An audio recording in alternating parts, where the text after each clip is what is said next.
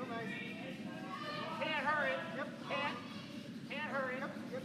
Can't hurry. Yep. You got to work plus. Curve two. Great, guys. Very nice. Yep.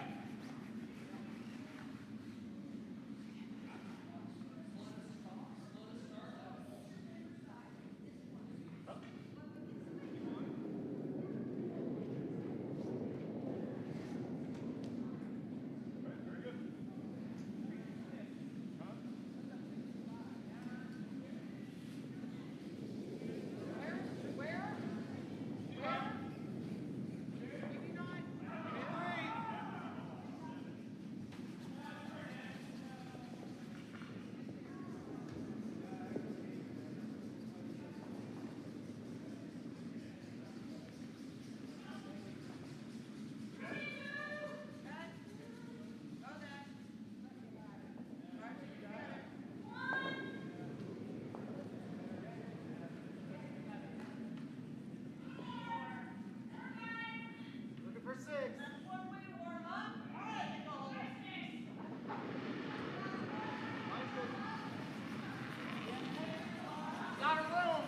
Lot of room. Yep. Go. Yes. Yes. You got it.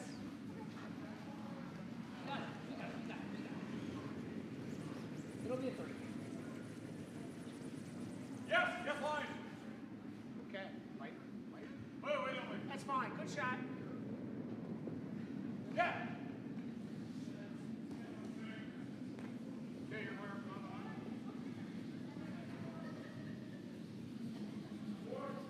Great job. 5, 6, 7. Go, 4, 5.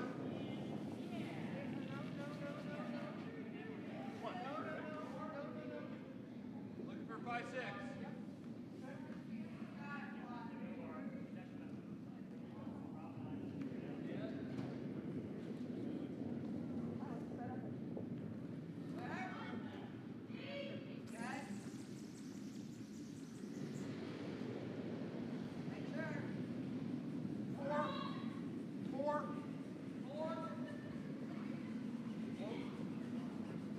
Very nice.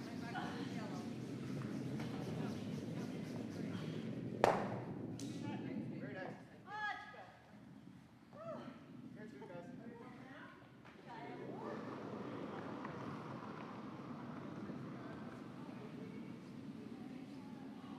Hard.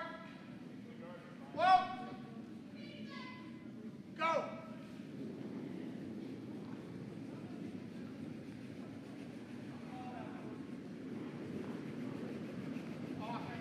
Little wide. Nice rock. Good swing. Bring it in. Yep.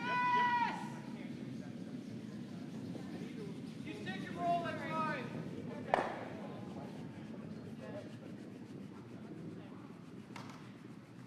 Right.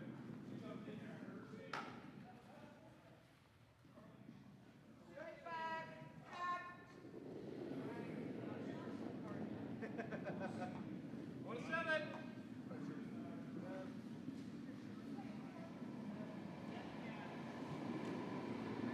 Yeah. All the way, guys. All the way.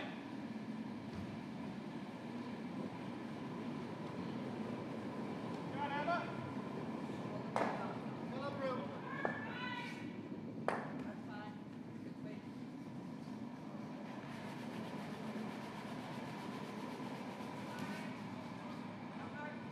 Yep. Where 2?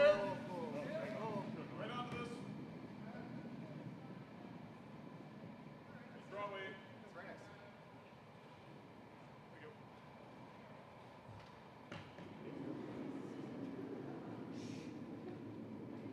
I do. Never been Whoa. It's there. Whoa. Corner. Yes, over. Come on.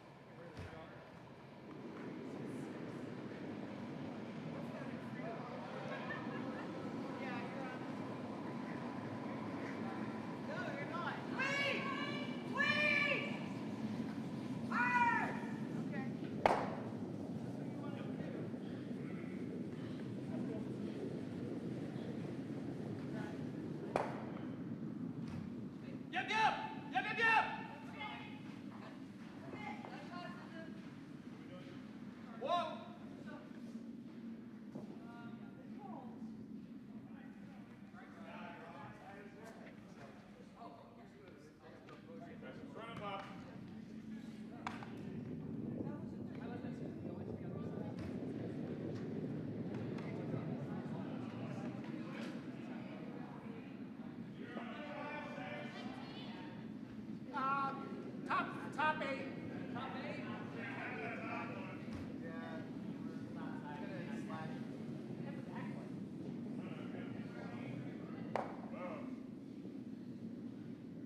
slash. Yeah, it was supposed to be back one. Huh.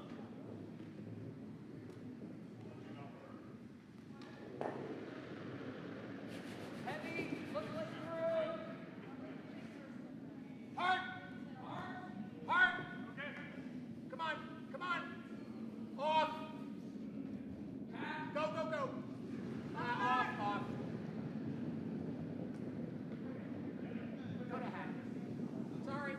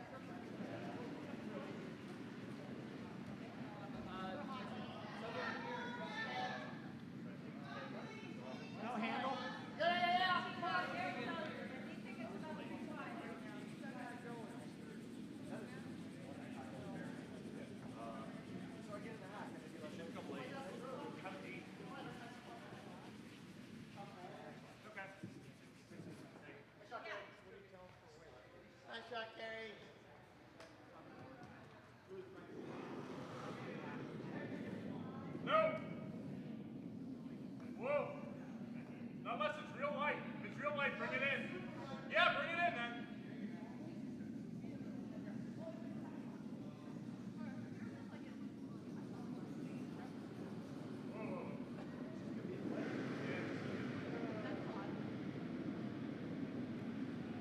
Yep.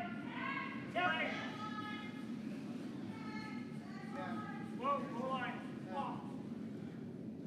Yes! I mean, like, we don't know that much. Hard! I mean, it's hard. You just end up like, If they hit this, they're not.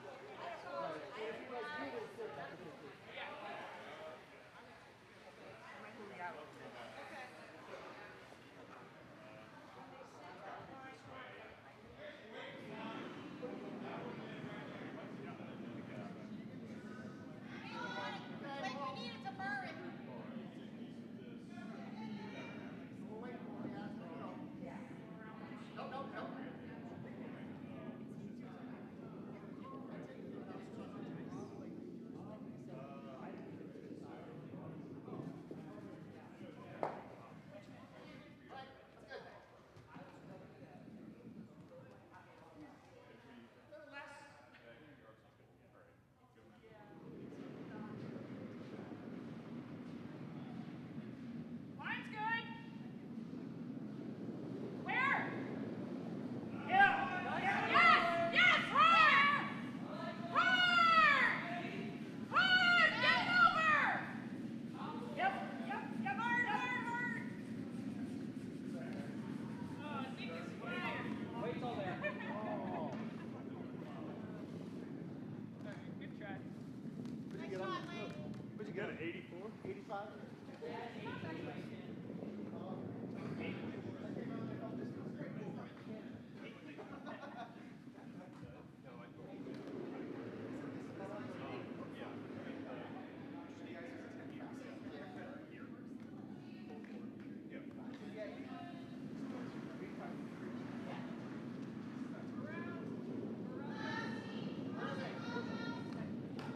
Whoa, whoa, whoa, whoa, whoa, got a girl, whoa, got a girl, whoa. Where? Yeah? Yep. Whoa. Whoa. Open up. Yep, yep, yep, yep, yep, yep.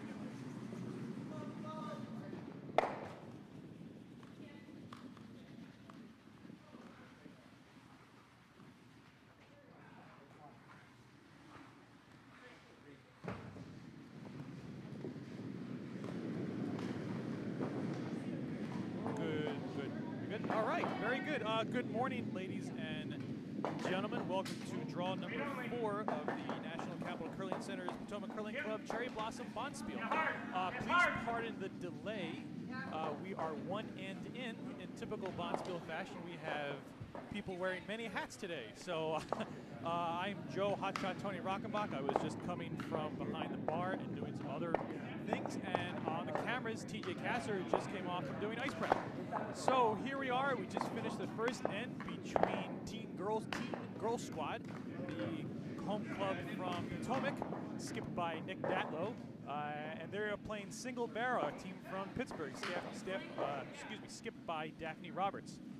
In the first end, looks like Team Datlowe just got a steal of 3, so we're going to start with the second end, and let's go over the starting lineup for today's game. Throwing lead for Nick Datlowe's Potomac squad is Brian Ewert. Throwing second is Katie Kovacs. Throwing vice is Sam Sparks. Throwing the skip box is Nick Datlowe. For a Single Barrel out of the Pittsburgh Curling Club, the lead is Brian Stewart.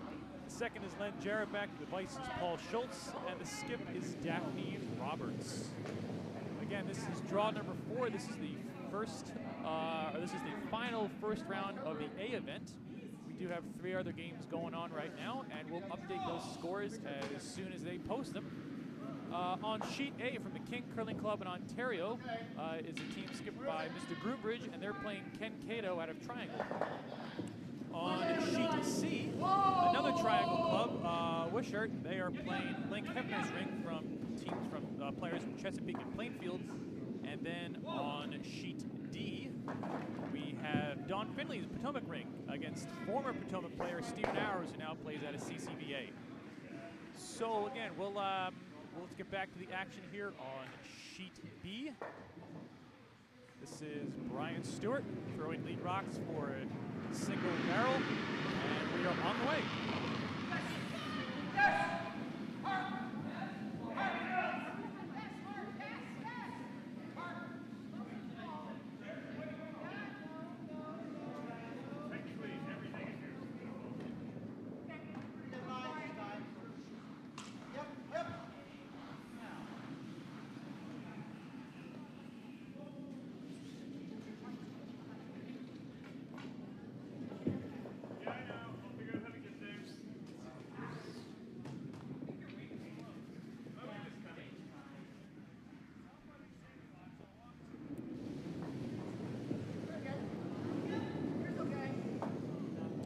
Just turn on to the chat, and thank you very much for those 2 technical notices.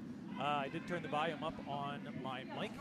As far as the cameras are going, I don't know what to tell you. It's a little bit out of our control right now. We'll do the best that we possibly can.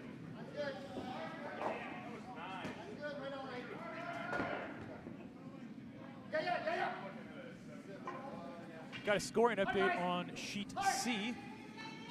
It appears that let's see here. Somebody just scored 2. I just got to figure out who the devil it is. Looks like Link Hefner's ring just scored 2 against the Triangle team. And that's after the first end.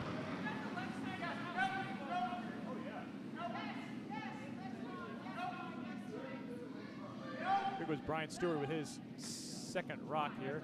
Paul and Lynn are on it. Line's looking pretty nice. Does need to bury a smidge.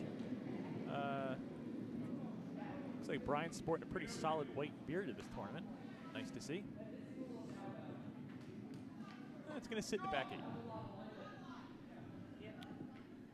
The course is going to come around that, given that the red rock is well behind the tee line.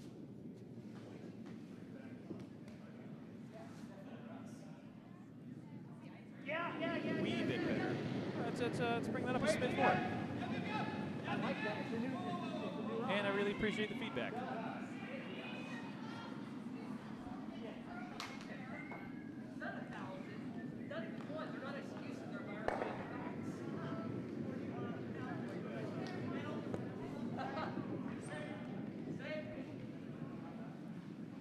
Bryce is going to go a little deeper than desired, but it's going to sit shot, center line, back 8.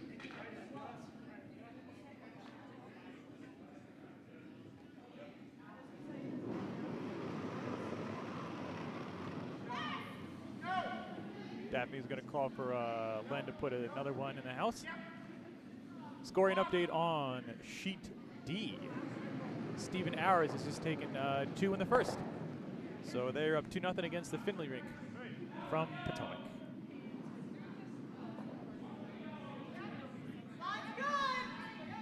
The line is good. I agree with Daphne.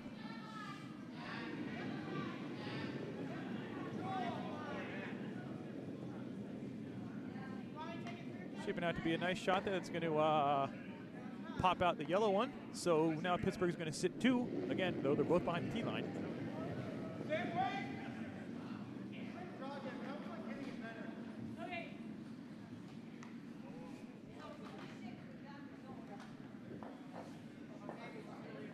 So the Datlowe rink has mixed things up on us a little bit. This is actually Brian Ewert throwing second.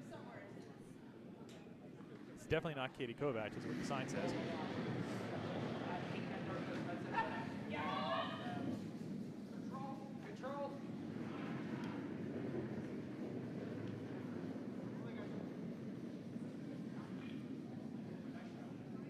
Brian's going to pick one off. And Daphne's going to sweep that out of the house. Pittsburgh still sitting 1. Control up.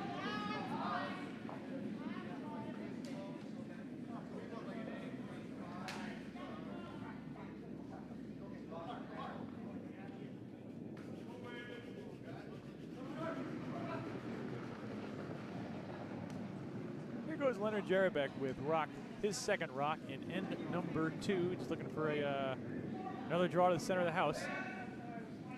Paul and Brian are hitting it pretty hard. midge light from this angle behind the 8-foot folding table. Although they're dragging it pretty well. Not too shabby. Just sitting mostly in the 8-foot there.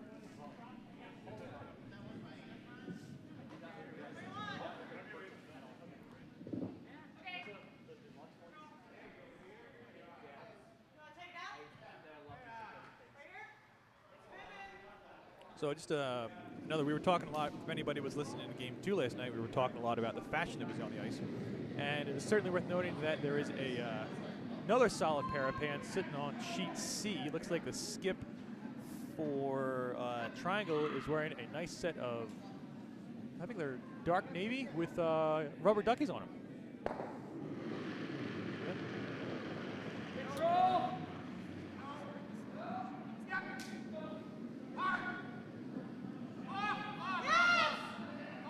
You missed the prior game on where we had Kimpo players sporting LED essentially. Did we really? Yes. Well, that's what you like to see. It's always nice to have fashionable players sporting wonderful pants on our lovely ice. Or wonderful, or fashionable anything. It livens up things. Darn tootin'.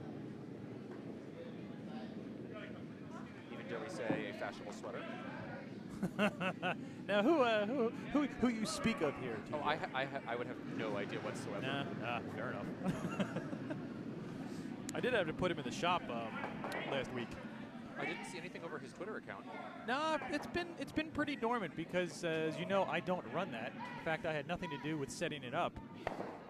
Didn't know about it until about 3 or 4 months into the account when I got a text from my brother that had a photo of 4 gentlemen on a cruise, and 3 of them were in banana hammocks, and the 4th one had the sweater photoshopped onto his torso, to which my brother sent the photo and just said, ha ha ha ha. No idea where that came from. Then it kind of unraveled, and I realized that our beloved friend Pete Morelowitz created a Twitter account for the sweater, which probably explains why he wanted to take a bunch of photos with the sweater on a mannequin torso and didn't tell me why he was going to do it. So now it kind of all falls into place. But nonetheless, yeah, it's been a bit dormant, so hopefully Pete can either start tweeting that again, or there's been a rumor he actually may pass the torch to me, so I'll have to be responsible for it, which I don't know if I can handle that. And while we were yammering on about a silly sweater, Katie unfortunately just flashed a heavy draw through the house. Daphne's going to try to pluck off that shot rock. This is vice skip Paul Schultz. This is his second rock of end number 2.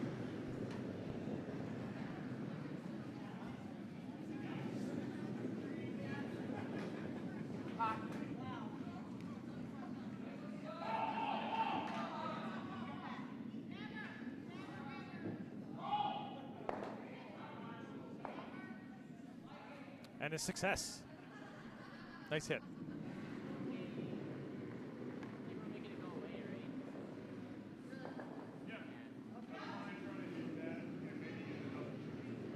Oh, back to my earlier point, I really do dig those pants. They have a subtlety to them. They're not like some of those other loudmouth golf pants. I love them. So kudos to him.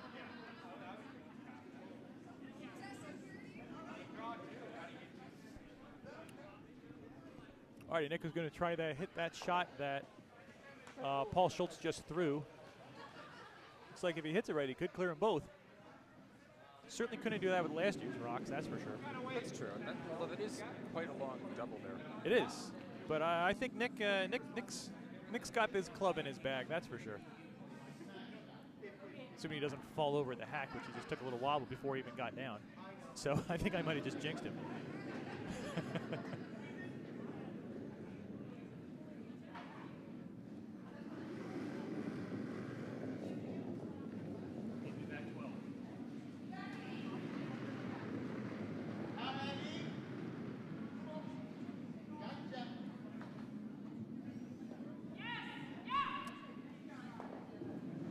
A little quiet from this vantage point, but he's certainly going to get the one out. I think he's going to hit it just right on the nose.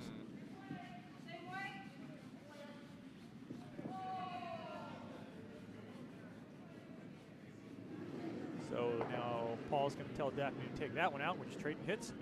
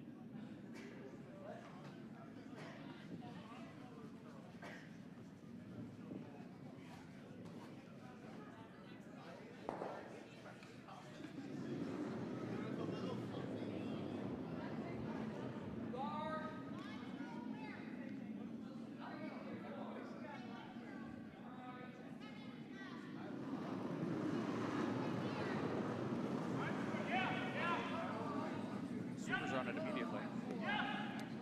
It's a little quiet, too, from my vantage point, TJ.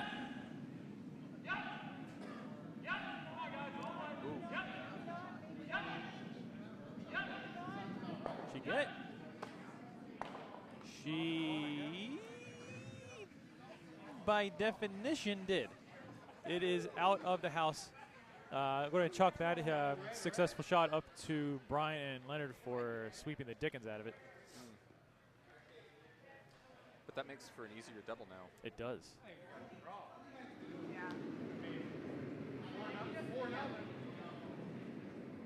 Just made that draw.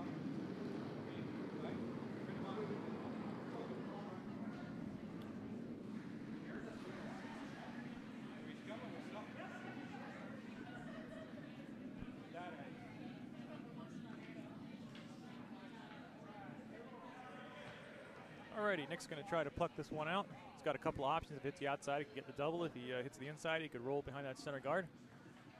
Force Daphne probably to throw a draw. But if you're betting for Pittsburgh, you hope he just hits the sticks. And then Daphne's got an easy hit for 2. We're here behind the 8-foot folding table. We have to be neutral. But I think deep down in our hearts, we know who we're rooting for.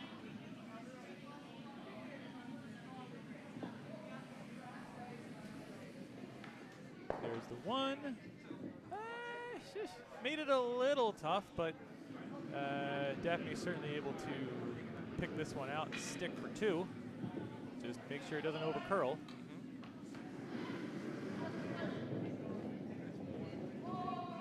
Looks like that was some full service there. Leonard, I think, was cleaning Daphne's rock. It's a nice thing for a front end to do. None of the self-service shenanigans.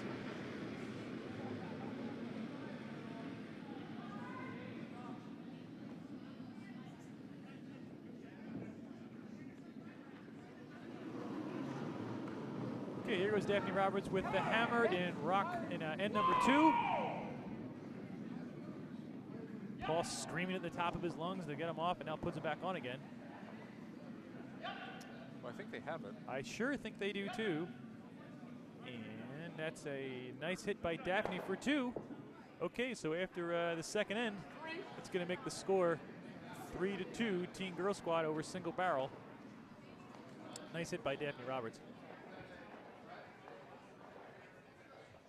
I just said Daphne. Boy, that really, my Philly accent is already starting to pour out. My apologies, everybody. My apologies.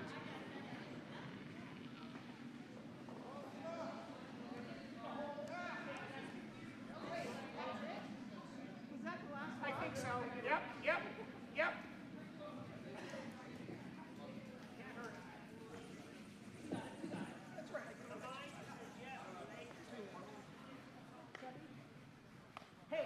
For what it's worth, viewers, the other games are progressing along, just nobody has hung any scores.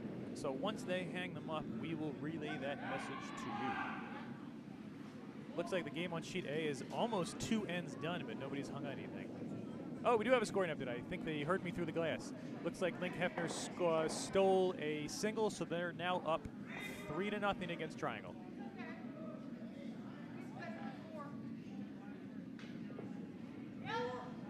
So this is Sam Sparks' throwing lead. I know when I did the lineups at the beginning of the game, I said he was throwing Vice, and clearly I was incorrect.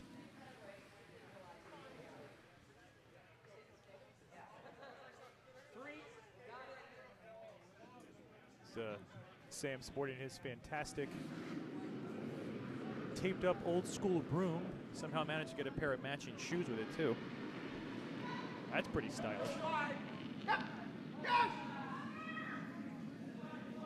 He may have a Manitoba tuck slide, but he is from Richmond. There's not a drop of Canadian blood in his body. So that I've been told. As I understand from talking to some of the CCVA players last year, that's apparently how they're teaching them down there now, is the Manitoba tuck. Yes, I think that is Brent Cook's doing. You know that guy? No, I can't say that I've had the pleasure. He's a good egg. He's a native Manitoban. I believe if he's not in Arizona now, he's going to be there soon. He knows everybody. He's like the mayor of curling. So I think he had a lot to do with teaching some of the CCVA players that form. As long as you keep your knees healthy, I think it's an okay slide. But there's the rub.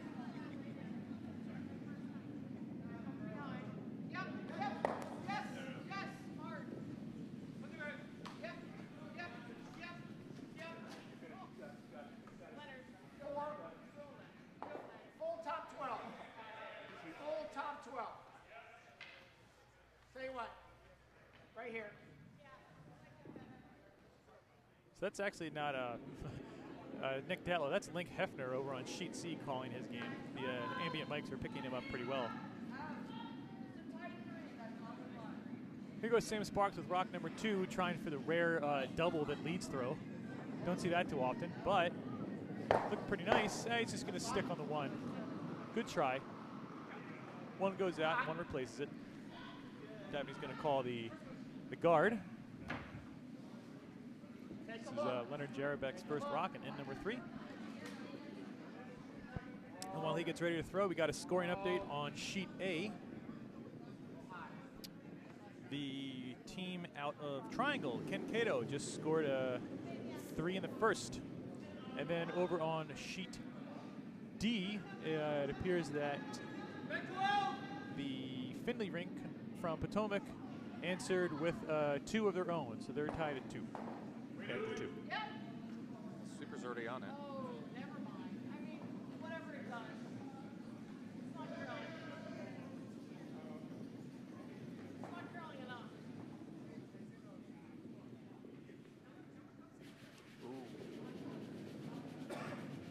Give me up! Give me up! Where's the weight? White? Okay. Right here. Nick's going to call for the hit here. Try to flop behind that quasi center guard or corner guard. My apologies. There goes Brian. His rock. Yep. Yep.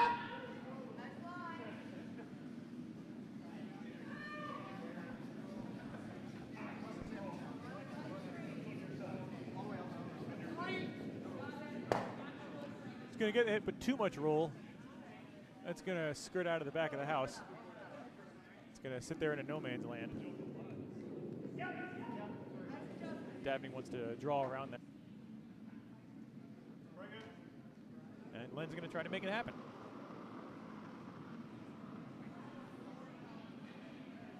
Got to curl. Whoa, it's got to curl. Wait, now.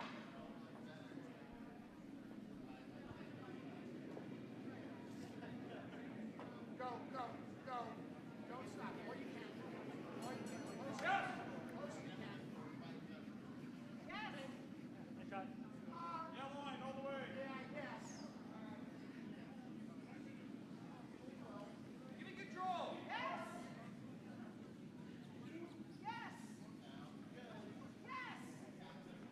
Four. Yes. Go. 2. Yes. All for naught. Looks like if it's biting, it's barely. But I'd say that Brian and Paul dragged that a couple extra feet. Looked pretty, probably like it was like a 1-2 guard out of his hand. So some nice sweeping there by Brian Stewart and Paul Schultz. And now the calls to split the house. I like it. Control. Control. Yeah.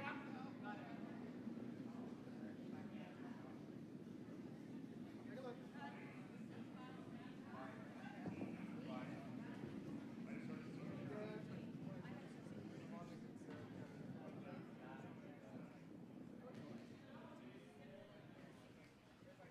Okay, mission accomplished. Nice shot by Brian. It is behind the tee line, so Daphne's got a couple options here. Whoa. Yep. Hard. Hard. Oh, Do the come around. She can do the freeze. And it looks like it's going to be the come around. Nice shot, Patty. You like this call, TJ? I do. I think that the come around is the better option right this second. I mean, you always have the freeze for later in your pocket if you need it, but anything behind that cover is going to give you a better shot at scoring. They need to steal right now. I'm right there with you.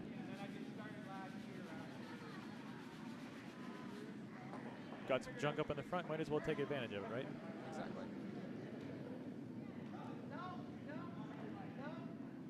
I need 6. Give me 6. Well, that one's looking, a little too heavy. That's, yeah, super heavy. It was probably like board. Yep, the line. Hard line. Okay. Go. Gotta go. I think that was going to try to capitalize on that mistake. I really hate this rock. How do you really feel about it, Nick? I think that was kind of ambiguous, yeah. Beauty of these ambient mics, especially when the skips don't know they're on. Or that they just don't remember. It's not Yes. like as if we'd had them mic'd as usual.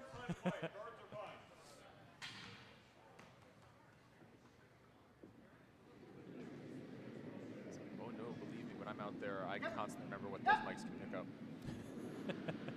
You do have to. I've definitely had moments of trying to catch myself. Yes. Yes. Yes. Oh, I think they got it. Right on the nose. Nice hit, Katie. Huh? Did create a center guard out of it though, so Daphne's going to take advantage of that and go right around it. I mean, the truth be told, there really wasn't a lot of options. They hit it There a wasn't. bit thinner. Yeah, there certainly wasn't. I mean, it's better being one of yours than one of theirs. Exactly. Can always push it in later. You can always push it in later. You could always run it back.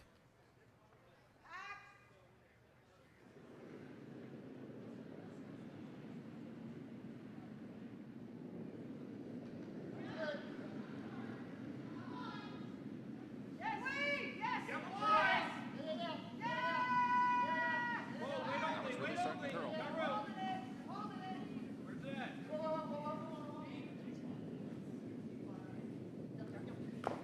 Or you could have that too. Case in point.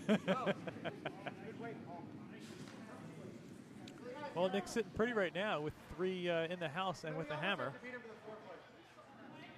have to beat him to the 4 foot at this point. I don't want to mess with that. 4 foot.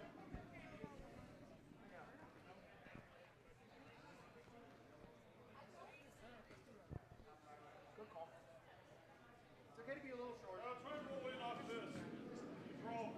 And I agree with that. Even if she's a little bit short, that's perfectly fine. Sure. There's more stuff in the front of the house. Sure.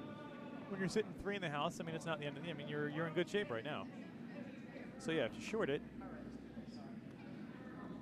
makes it a little harder for them to steal.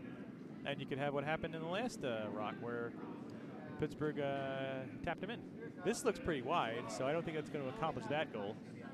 That's pretty heavy. And it looks pretty heavy too. Wow. No, it'll check down. It looked heavier from our terrible vantage point. So now it's out in the open. For those of you at home, we can actually see the house camera above us, so we're keeping track of the house as well. I've already tried once before during the previous draw to bring the house cams up on the web stream, and it's not working. Oh, that's a drag. We're going to have quite a debriefing about the camera situation there for this Cherry Blossom Bonspiel. Well, it's all the more incentive for us to get high-def cameras. It is. Remember, these cameras are, I don't know, they're about 146 years old. So they've definitely outlived their life expectancy. So You're just saying that because they're guests of honor at the GNCC banquet in a couple of weeks. it's true.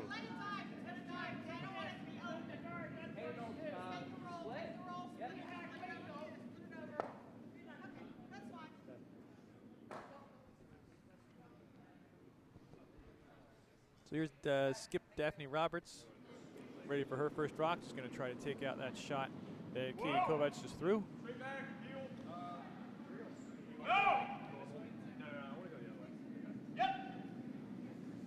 The line certainly looks good. Sure does.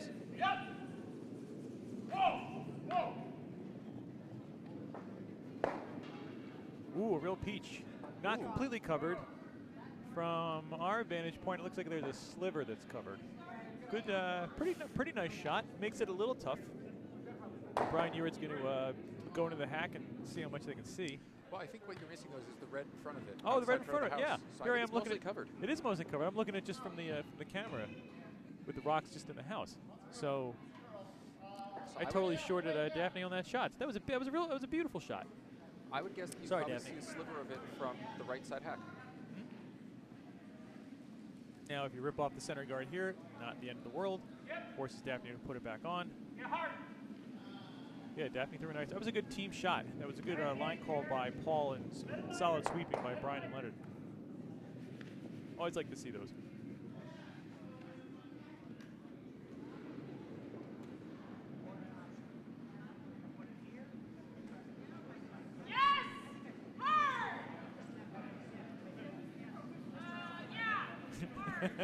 Says a little indecisive here on the line call. He's going to wreck. Going to freeze. Knock one of theirs out. Open it up a bit. But Daphne's going to throw the center guard. Always a good sign when you're the skip without the hammer and your last rock is the center guard.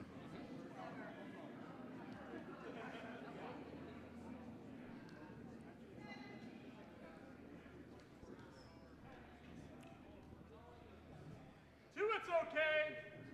This is nice.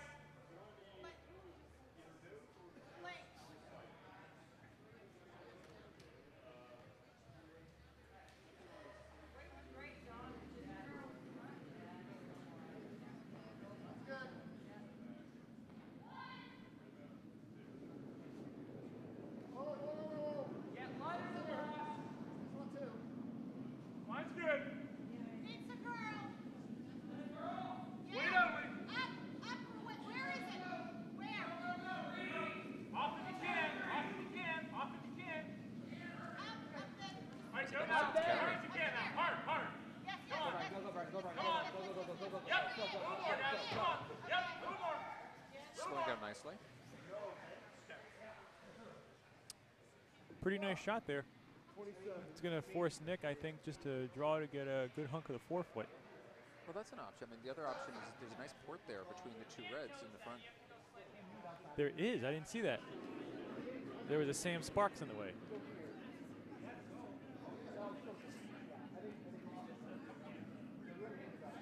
I mean, if you think about it, if you hit it with enough, there's the risk of jamming on the yellow in the back of the house. Sure. But even if you knock both the yellow that's in the 8 and that red out, you still are sitting that stone in the back. I guess the back 12. Possibilities, possibilities. This is the old hit some stuff. See what happens.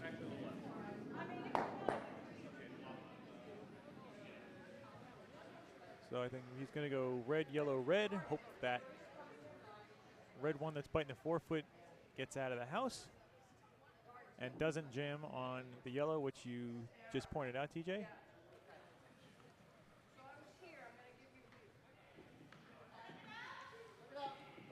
Really depends on how much weight, because he could also just simply come down straight onto the yellow. Sure.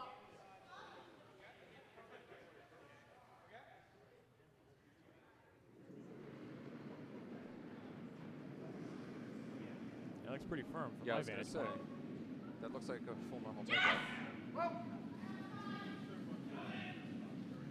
It's definitely on Here that we go. red. Here it is. Oh, and he just hit the wrong side of it. Well, Daphne's beautiful hit and roll, her first rock, is going to pay off. That's going to be a steal of 1. That ties the game 3 apiece after 3 ends.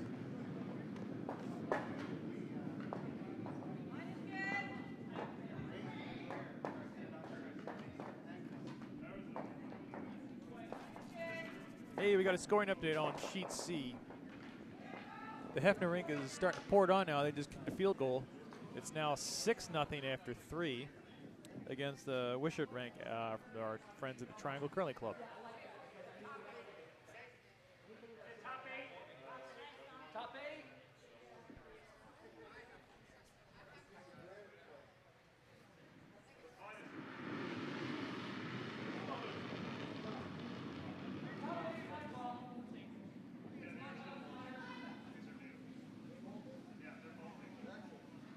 Take a look. Take a look. See? No, it's good. All by itself.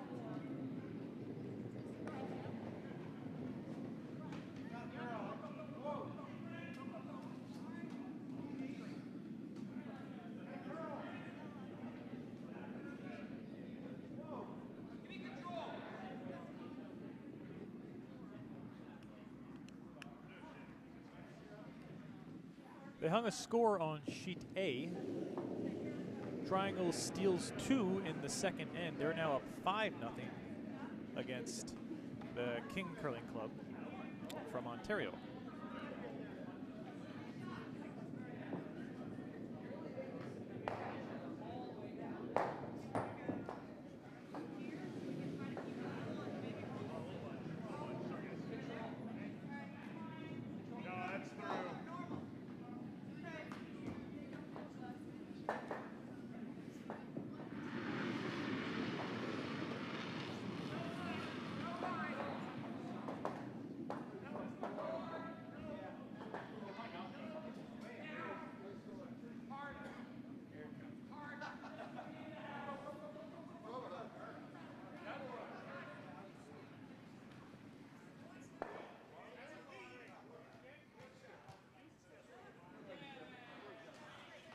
Here's Brian Stewart with his second rock of end number 4, throwing the lead stones.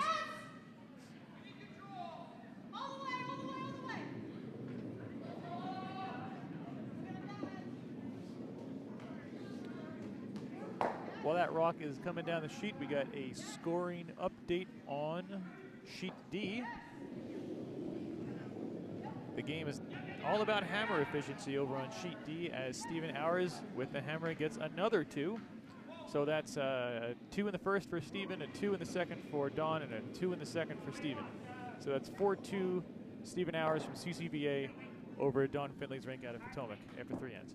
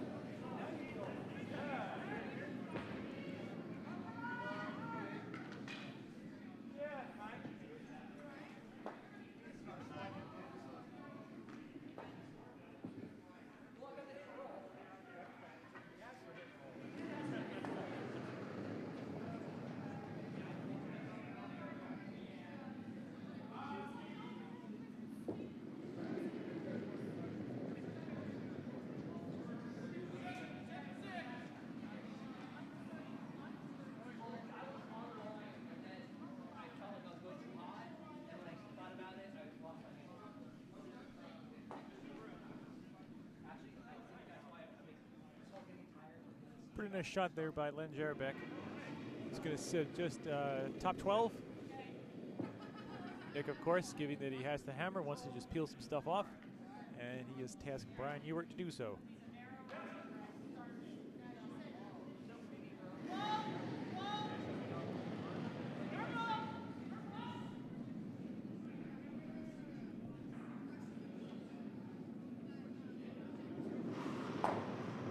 Peel off that top guard, spill that out.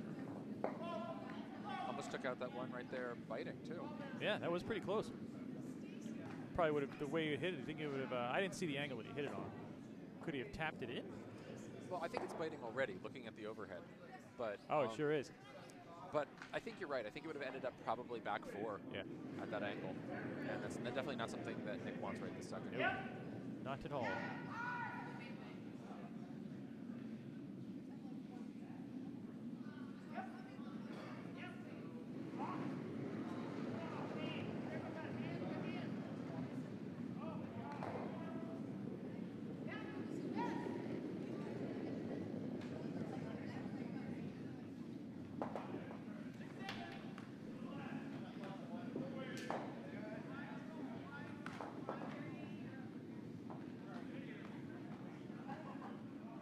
Going to pile another one in there. The shooter just rolled behind that really super tight guard on our left. I mean, that is a very tight double. It's doable. It's doable. Also running the risk of going straight through it. Well, there's a risk of going straight through it. There's a risk of peeling off the one that's biting. Yep. Well, the straight through is not a positive outcome, but even peeling off that one that's biting would be not a bad outcome. Oh, well, that's nice. That's another call that Nick's going to do. Hit the one on our right and flop behind the yellow biter. Nick's been around the block. He knows what he's doing. I think this is his 18th season curling. I was going to say, he definitely knows better than I do, so that's why I sit here in the cheap seats. I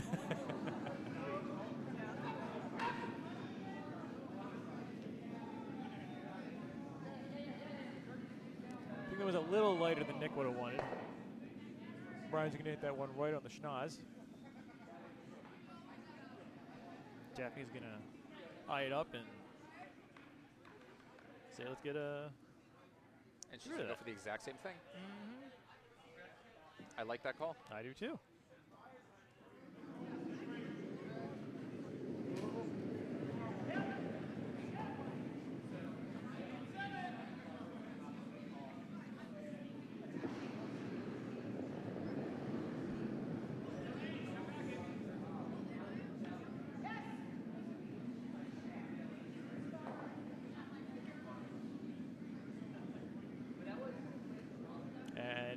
Mission accomplished.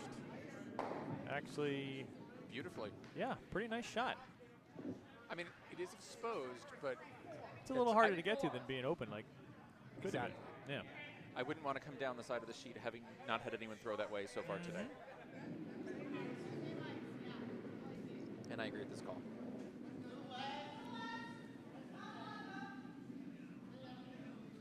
Best case scenario, that'll double out too. Yeah. It is makeable. Not makeable last year, makeable this year. New stones make a huge difference. Yeah, they really do. In all aspects of the game of keenness. Ooh, I think she wow, she got picked on something. She looked a little, it might have been a bit narrow out of her hand. But nonetheless, it is an air ball, and single barrel is going to take advantage of that by probably plunking another one in. Center guard's not a bad call either. A lot of good options for them. But you kind of like the idea of drawing behind and doubling down on it. It's more aggressive. I like it. Yeah, let's come into the middle. I don't like that. Well, Paul doesn't like that, so that's what really counts, eh? Very verbal team. Yeah.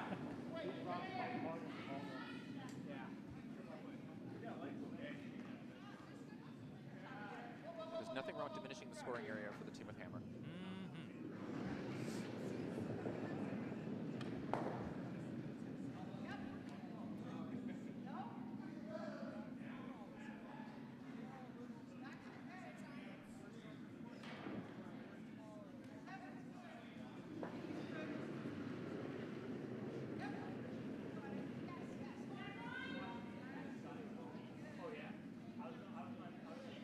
They changed it up a little bit. It was looking a little deeper than they would have liked, so Daphne tried to play a come around. Did not pay off, because now it's an open hit for Katie. And I think even if they nose it, they'll probably be shot. I think so too. Hit it the right way, I think both go. Correct, that's more what I was looking at. hit on the inside of the stone that's actually closer to the 12, and you could be moving a lot of granite.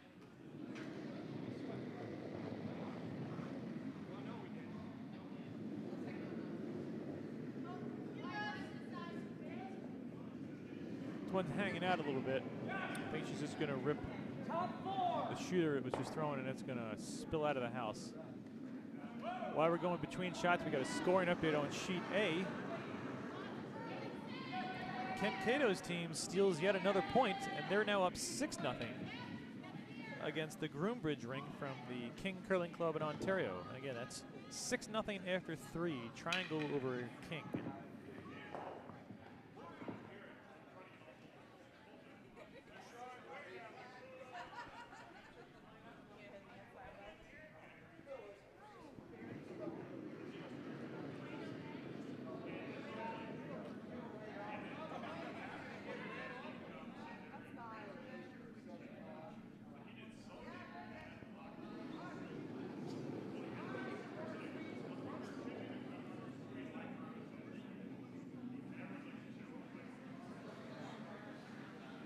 Why don't you hit the inside of the red? Daphne getting to throw yet another guard with skip stones. Why don't you hit the inside of the red? That would certainly make me happy if I was in her shoes.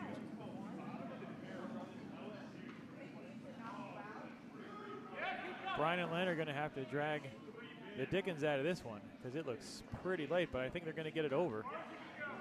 Dragon stones is what front ends are for. Worked out pretty nicely. Nice shot, Daphne.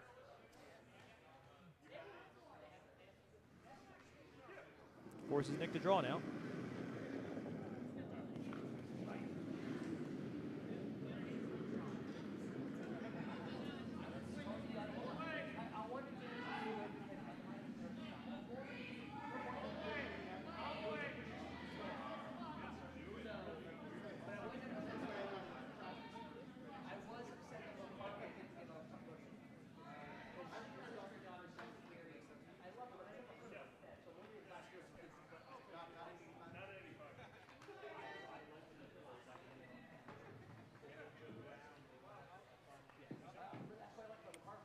Well, it's getting downright balmy in the ice shed.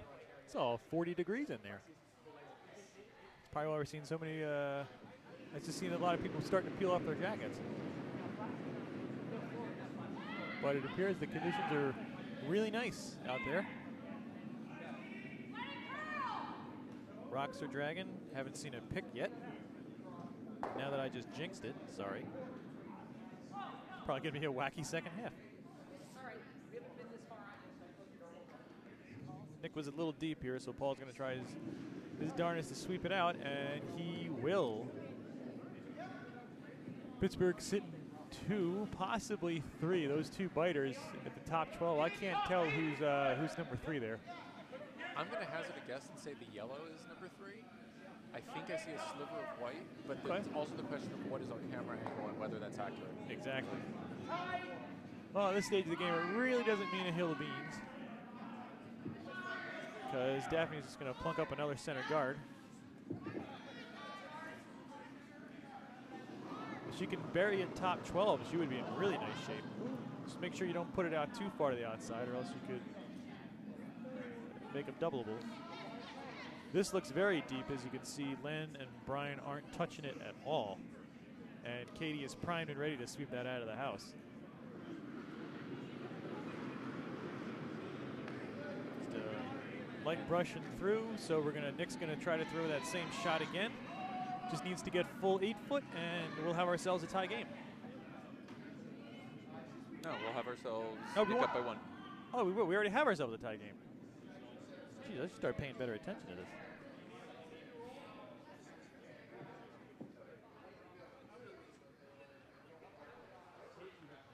I might get fired. Well, getting fired requires us to get paid first. Haha, then I'm safe. Slaves have to be sold.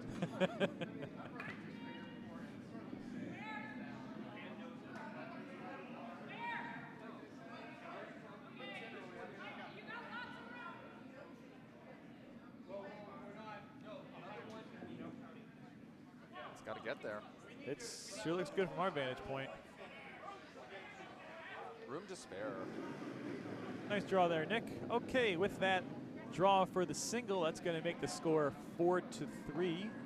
Team girls squad from Potomac over single barrel from Pittsburgh.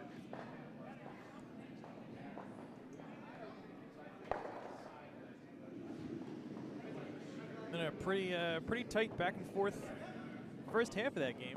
I got to give a lot of credit to single barrel for letting that steal of 3 out of their system and playing some pretty good curling this past 3 ends. Sometimes it can be a little bit deflating if the first end that you have in the first game of a Bonspiel is a steal of 3.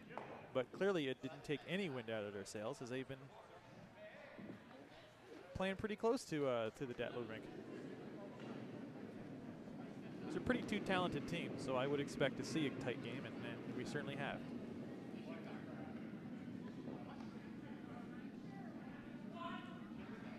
Don't kill yourself, guys. Don't kill yourself. I don't think you're anywhere over.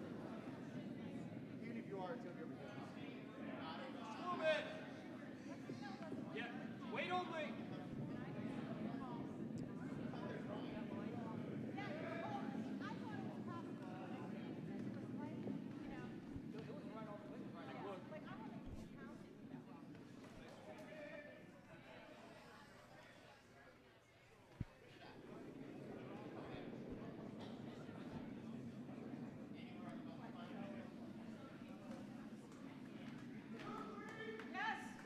First Yellowstone was a hog. Yes. I want more. Go. Yes. Lots of room. Quick scoring update on Sheet C. The Triangle Rink has broken the shutout, getting a single in the 4th. That now makes it 6-1. Link Hefner over the Triangle Rink, skipped by, what's his first name? Chris Wishart. Good sweep.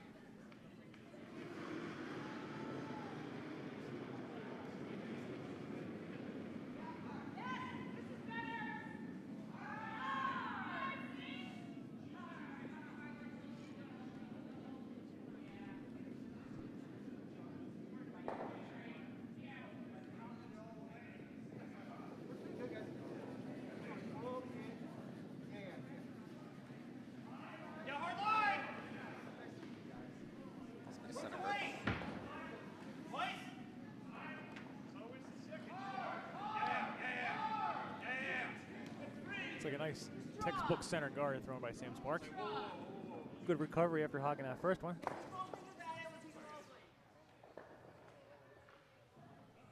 Always nice to do that. Start throwing your first one as an over 5 and your second one's a 5 for 5. Same shot. A little bit more weight. Tight 3 is good. No line. No line. No. Forward. Whoa. Big ice. No. Hard. Whoa. Hard. Just past the guard. Hard. Go. Yes. Come on, hard. It settles in the top Off. 4. Yeah. Go. Go. Okay? Step that down.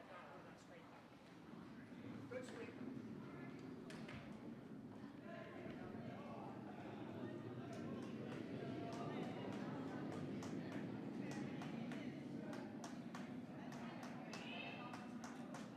Yep.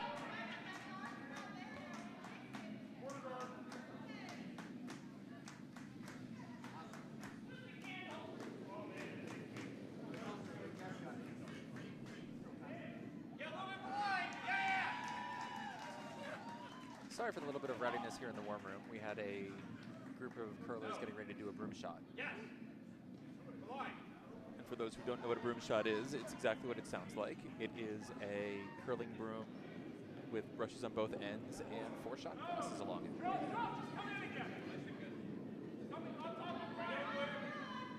Control.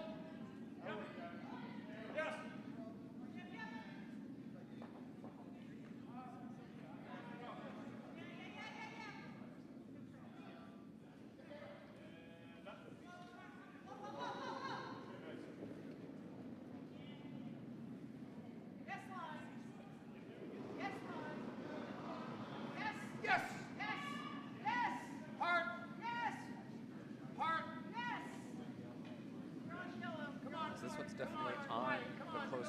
guards, it looks like. Okay, opens it up. That's all right, found it.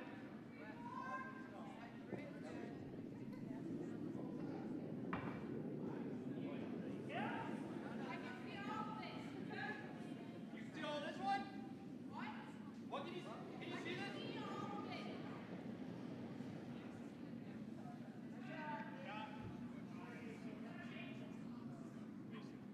Yep. All right, that looks like it's going to come in on the red in the top 4. If it squeaks past these guards. They got it clear. Yep. What? Okay, whoa, light only, or wait only.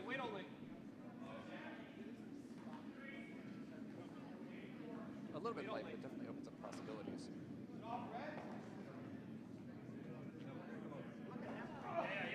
Yeah. Gotta go, guys, gotta go. Move on. I can see half of that. Let's do normal. Yeah. Up. That's Okay. how Yep. big? That's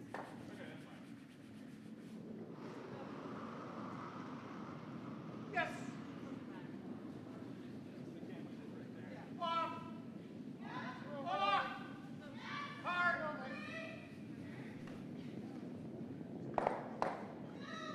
Okay. Control. Yeah, guys.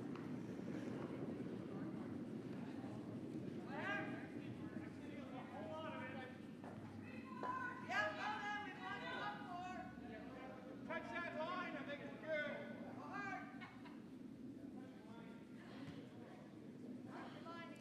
Nick is calling for a hit from Katie.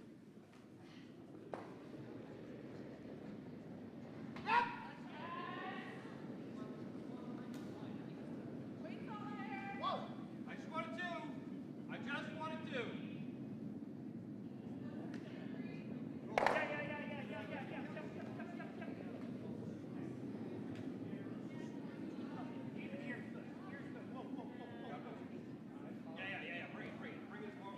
Bring it as far as you can.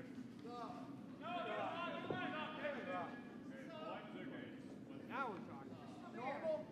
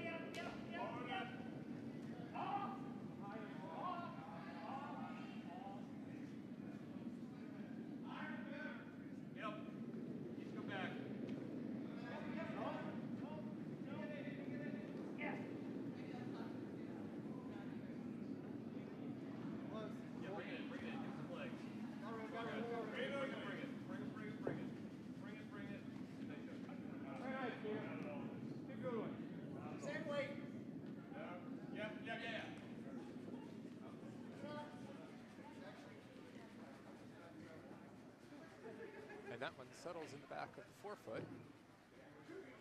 Looking at our overhead, I would still say that the readiest shot right off the front, but it's possibilities. Just come here.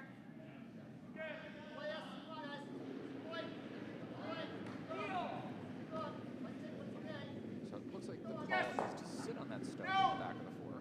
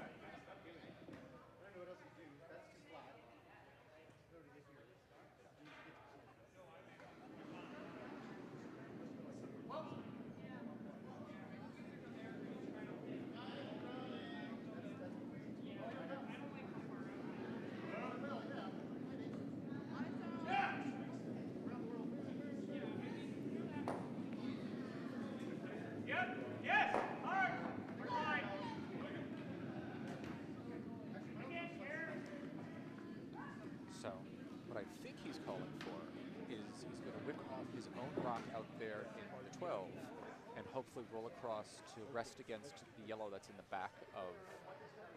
Oh, sorry, I'm getting colors back mixed up. He's going to come off of the red and roll it into the 4-foot to rest against his own yellow.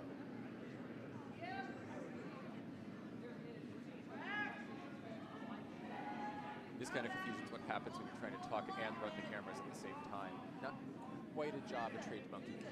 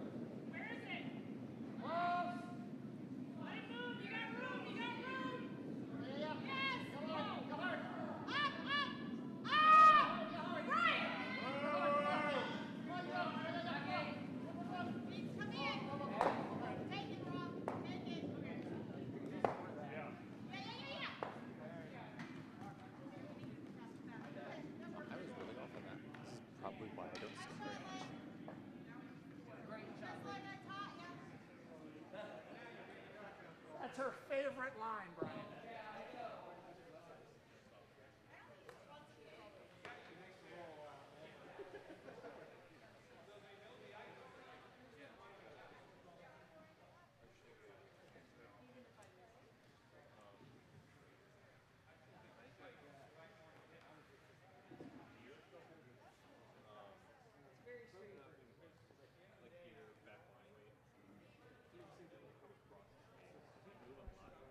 Hey, TJ, I'm back. Part of the delay. No worries. I've just been here being wrong. I was on the phone with my vet. My poor little pug has to get some teeth taken out. Oh, I'm sorry. We went in there for one and wound up having to get 3 taken out on top of the one, which now brings her down to, I believe she has 9 teeth left. Well, that means she'll just gum you to death. Indeed. But it certainly doesn't have any effect on her appetite. So.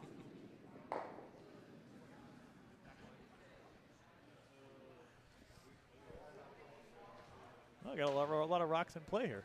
Yes, we do. All right.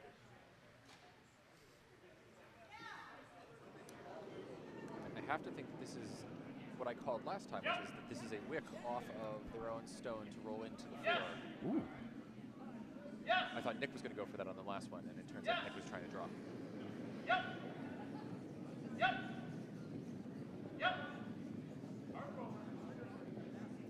might happen. Ooh. Rolled the wrong way.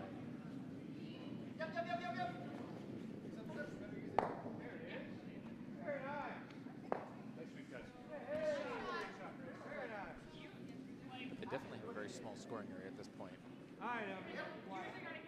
Thank you, Mr. Darenheim. I appreciate the hugs for the pug comment on our chat.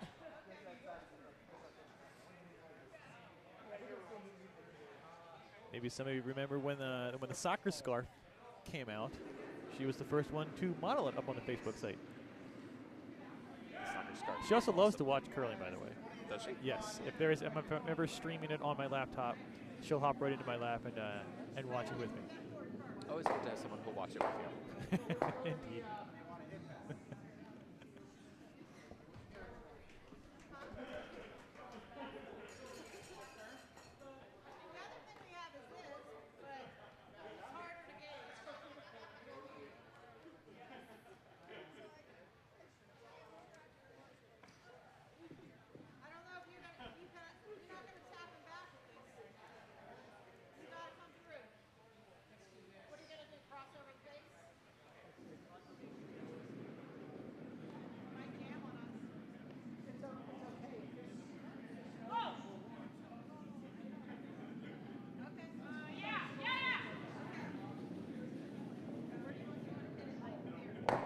Go. Oh, he's going to hit nothing. Ooh.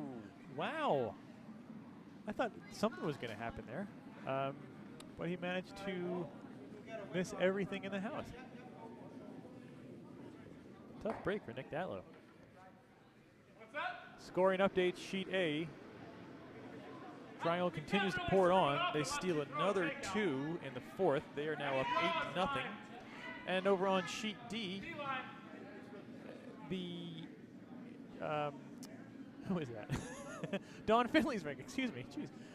Is forced to 1. So the score there is 4-3. Stephen Hours from CCBA over Don Finley from Potomac after 4 ends. Yes. I'm gonna blank on Don's name. Yes, hard! Hard! Really hard! All the way, guys! All the way! This would be hammer. Nice shot, Lynn! Up! The line!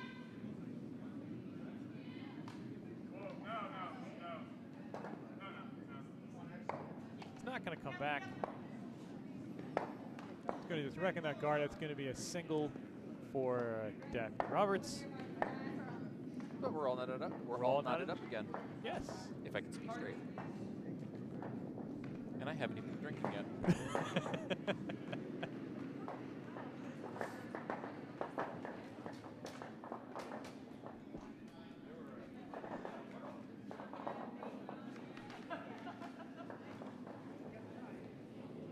Oh, looks like there's some excitement over on C. The measuring device came out. Measurements. Looks like we got two are going to be measured in the full 4 foot. Maybe it'll end up being like the U.S.-Czechoslovakia game, Czech Republic game, where they ended up measuring and it ended up as a blank. No kidding. Yeah, they measured it 3 times. They couldn't tell which one it was. Wow. And that's the rules under WCF. I'll be. Can't tell, it's a blank. Huh. I learned that from Alan. Oh, well, yeah, that would be a good source. That he is an official.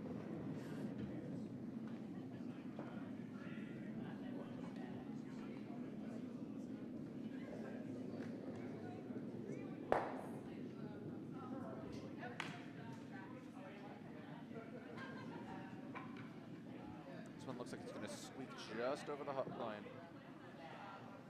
They actually pulled it a good way. They sure did. We've been doing that quite a lot this game. Daphne's got a nice strong front end there.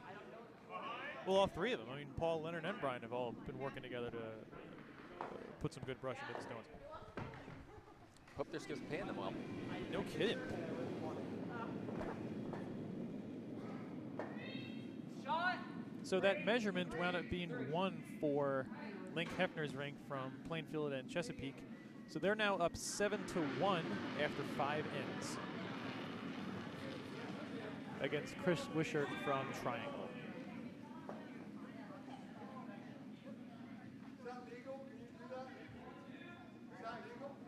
That's a lovely shot. It is a lovely shot. Line's good!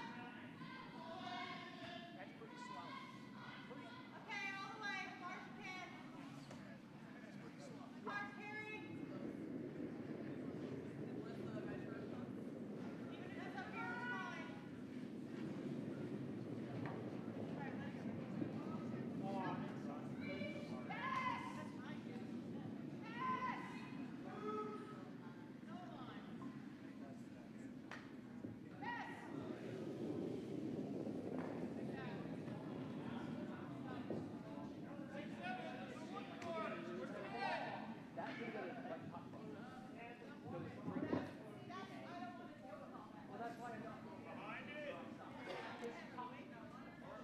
That last one is just over the hog line. Just in over play. the hog line, yeah. Nick doesn't have a lot of options given he can't peel anything yet, so he's just going to have Sam plunk another one in the house.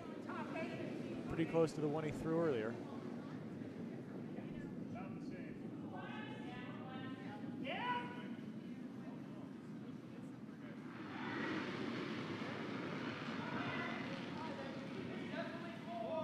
That one's really starting to curl there. He should get past the inner guard. Or will it? It's a pro side miss. not too shabby. Sam doesn't like it, but I'm okay with it.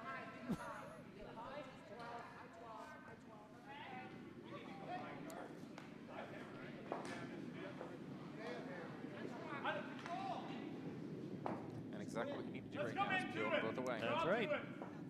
Draw the way Brian threw us first.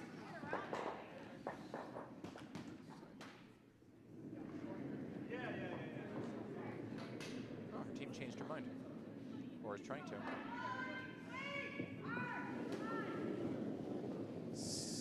Update sheet D. Steven Hours is really playing the textbook here. He gets another 2 with hammer. He's now up 6-3 against Dawn's Rink from Potomac. It's a curling purist's dream. Take 2 forced to 1. Yep. If you do that, you'll win every single game. Well, it's shaping up well for him so far. And how often does that actually happen? Never. Not in my games.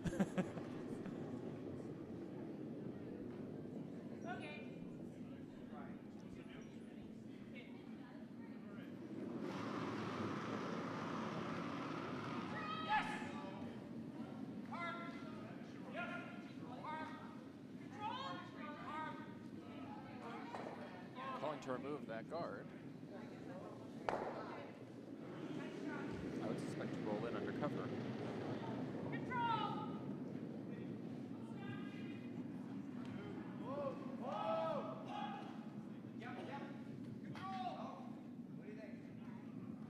Let's see what kind of roll he gets on this one.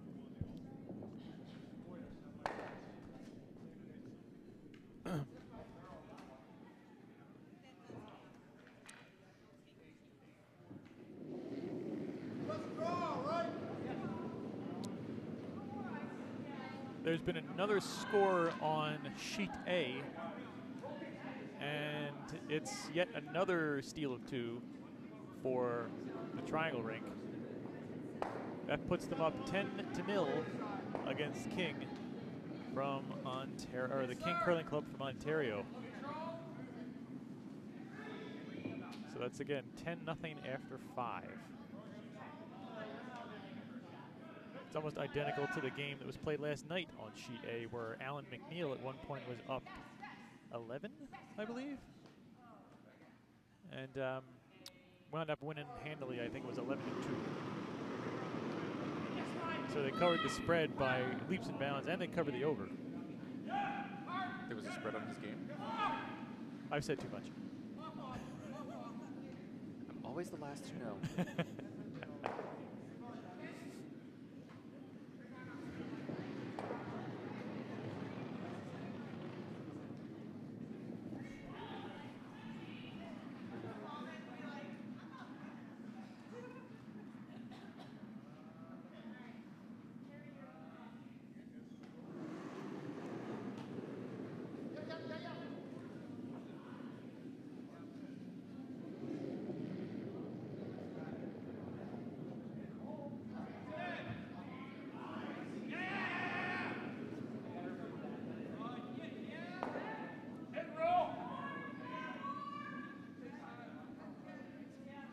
Yeah, I would agree with that call. Hit and roll under.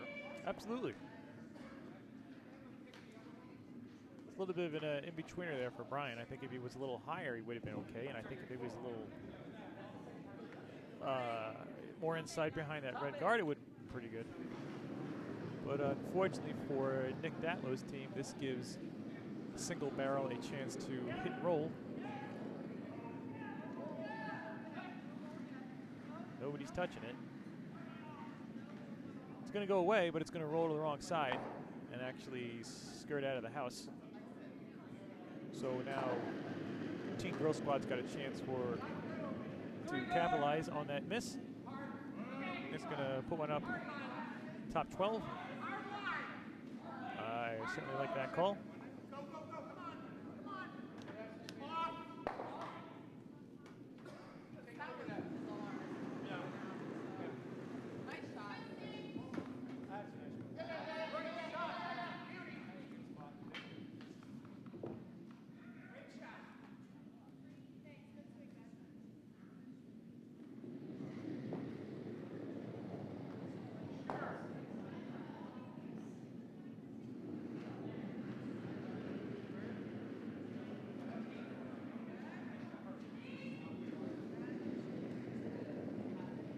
Sweepers are leaving it alone. Looks heavy, looks wide. So they're going to still put one in the house, just the hard way. Not too bad. I would say that's definitely not a bad outcome. I mean, the other option would have been to throw something in the 12 right there in the gap. That was the call. I think it just hung out a little bit. I said it was too heavy, but clearly it wasn't. So I don't know what the heck I was looking at. Well, the ice has been running straighter this season. Because we got the tap if I'm narrow, and we can cover out a lot of stuff. Yeah. Yep. Just that one.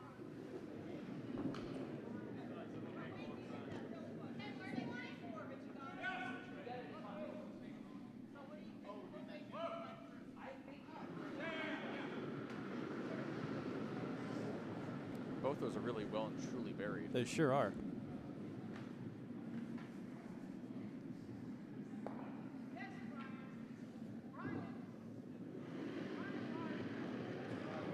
Heavy draw. And that one looks like it's on the guard. Sure does. I think it's going to roll on the favorable side for Potomac. Datlowe, yeah. So, got two in the house, well covered.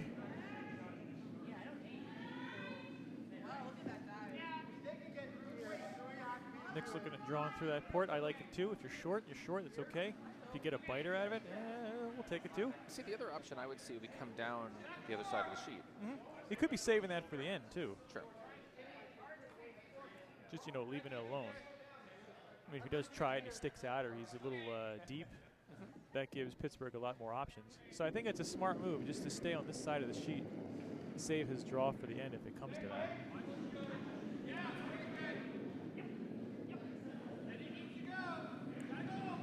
And I keep forgetting, of course, that Katie's a lefty on top of everything else. That's right. Another factor into the mix. When is that lefty Bonspiel's coming up? If it's I not think this it's already weekend. passed. It's already passed? Oh, man, I got to get with it. We had two members of our club playing there, if my memory serves me right. Oh, who went? Mike Sell and Adam Schechter. Oh, Adam went. I didn't know that I knew they were looking for 4 to go originally. Last thing I heard, they were just going to go as a 2 and get 2 other people. Well, And I hope they did, because I know that club is I know that event's at the Oakville Curling Club outside of Toronto, which is the one curling club I've been so far in Canada, and it is a beautiful facility. So hopefully, I have yet to be Yeah, at we'll a get club there. in Canada that isn't a beautiful facility. touche. That's right. You've played in.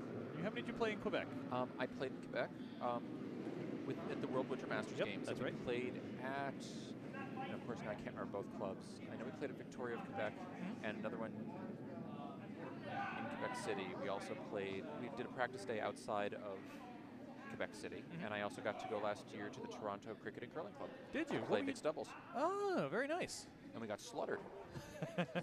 Stiff competition. Very. Yeah. Yeah. We'll just leave it at that. It's a story for over beers. Fair enough. But a good experience. But as I said, every club I've been to up there has been absolutely gorgeous. And I can say that about most of the clubs I've been to in the States. I think I have yet to be at an ugly curling club.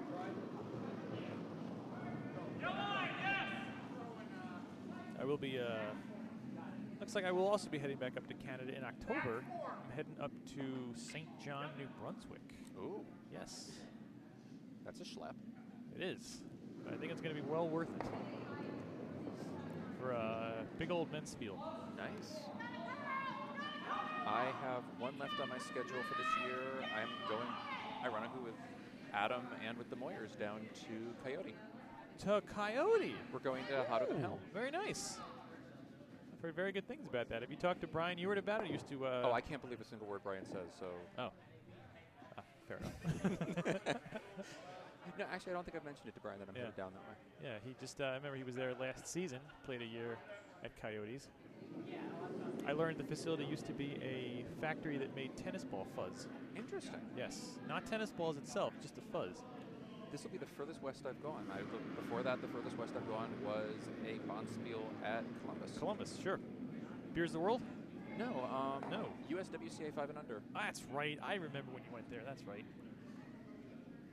I just came back from Denver about just a couple weeks ago. Yeah, I saw that on Facebook. Delightful club. Delightful. Anybody out there any of the 17 people who are watching right now, if you ever get a chance to play at Denver, you should go play at Denver. They hosted mixed double playdowns, not last year, but the year before. Correct.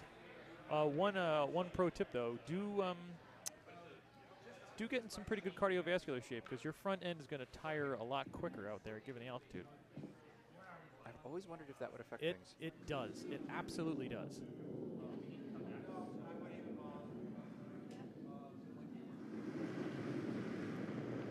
Yeah, if anybody's ever wanted to go to Denver, you've got the Hotshot Tony seal of approval. Patent pending. Trademark pending. Oh, there's some curling going on too. We should probably pay attention to that. Instead of having a lazy conversation.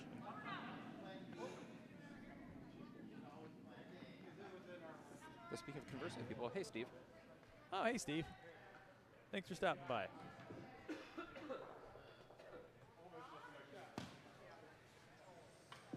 Well, not much has happened. There's still just 2 rocks in the house, both belonging to Nick Datlowe's team from Potomac. And Daphne still has that port to try to get through. But this is her last stone. This is her last stone, so she's got to make it count. But I think I agree with your theory. I think this was a leaving stuff open for a shot at the end there. Especially if she shorts it, then he has no choice too. But all he has to do is just touch paint. So I think at this point, what I would be doing is that the stone that is all the way over to our left, to the viewer's right, I would probably tap it up and try to tap it for the 4 instead. Cut them down to 1 instead of worrying about drawing through the port. it's a good call. This is a very high-risk, high-reward shot. So, TJ, I think if she felt confident playing that tap, I would have done the same thing. I like the way you think, and I'd like to subscribe to your newsletter. I said I'm sitting here in the cheap seats, though. I'm like so many other people. I'm a much better skip behind the glass.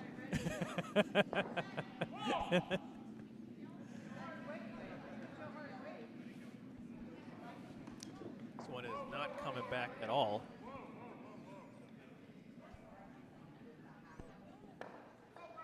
And the tap there it cuts off an easy draw on that side, but it does leave open possibilities with 2 sitting in the house already. Looks like they're going to play a tap instead. Maybe don't feel confident throwing to that side. I mean, well, again, I don't think there's been much thrown down that side. yeah, To know how so I it's think going. that's why they're going to... Nope, they're going to go with it. They're going to... Nick's eyeing it up.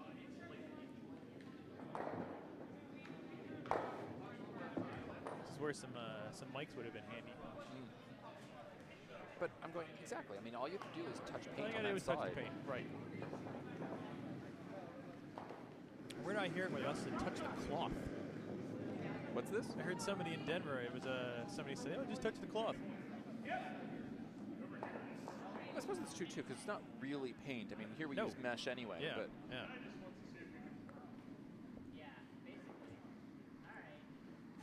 That's handshakes on sheet A. Don't know what happened in the 6th, but I don't think that King got a 10 in that end. So we're going to declare the winner is Ken Cato out of the Triangle Curling Club.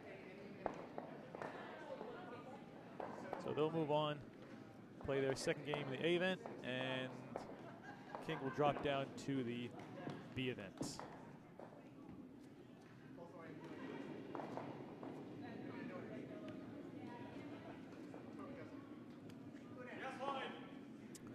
So Nick with the hammer here, all he's got to do is touch the ring slash the cloth slash the paint slash the mesh for his 3. Kind of crack the game wide open here.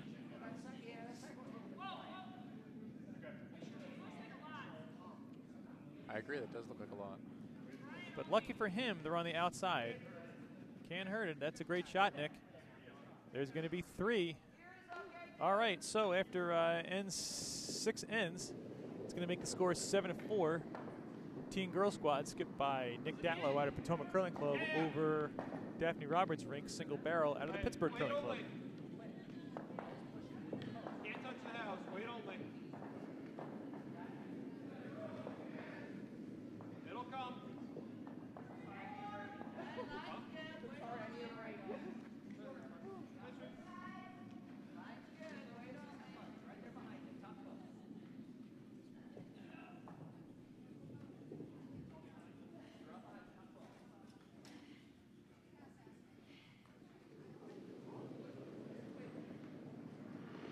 was Sam Sparks and his lead rock in end number 7. Flag it on the house. Very fast turnaround between ends 6 and 7. I felt like we just finished end 6. Flag it on the house. So kudos to everybody for some fast play. Certainly make the ice team very happy. Go. Hard coming though. Hard.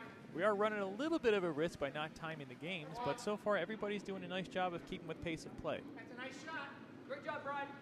It also did help that the last game that got off in this draw on sheet A was the first one to finish.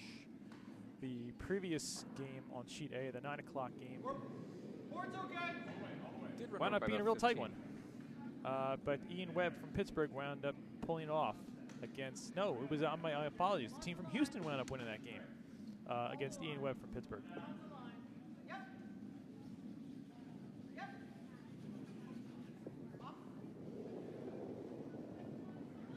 That's one of 3 teams from Texas who's playing at this year's Cherry Blossom. Always nice to see. If you remember, TJ, I don't know if you heard, but the out-of-town Let's go for this. If you take your own registration line. filled up in like 36 minutes. Wow. Yeah. It's a hot ticket here. So let's hope the trend continues for years to come. Definitely here.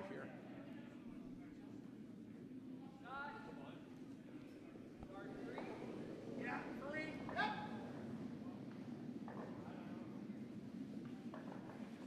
Whoa. And for those who couldn't get in, remember that we also have the Embassy Robot Spiel in the fall. That's right. The theme this year is Cuba. Old Havana, Cuba. So which means the food's going to be absolutely delicious. It's always delicious. The last several years, we've had some very good themes. Yes. And they worked out very well food-wise. Yes. You go, Patty, go. I'm gonna say Germany's gonna take the cake so far. That's been, I think, been the best one we've had. I would agree with you. Yeah. I mean, any Bonspiel that's going to feature 2-pound pretzels is going to be a Bonspiel that I'm going to enjoy going to. Beer and pretzels, how can you go wrong?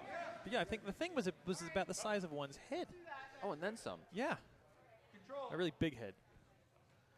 Like a giant coconut.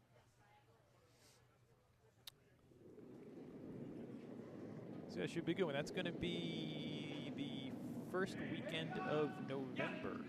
No, the second weekend of November. The first weekend is good. No. When is that? I think it's the Second first weekend or of second. October. No, Is it in another November or Bonspiel the October? second weekend of October. Because we got 5 on the calendar this year.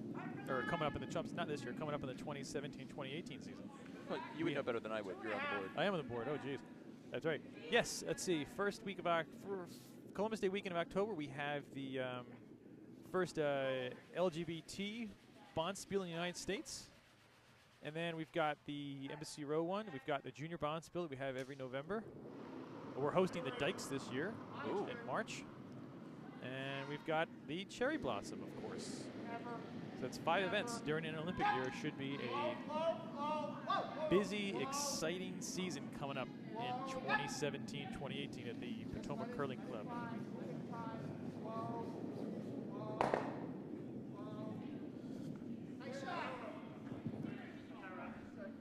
Nice cake double there for Brian Ewart. Always nice to see. Looks like rolled behind cover too. That was a peach.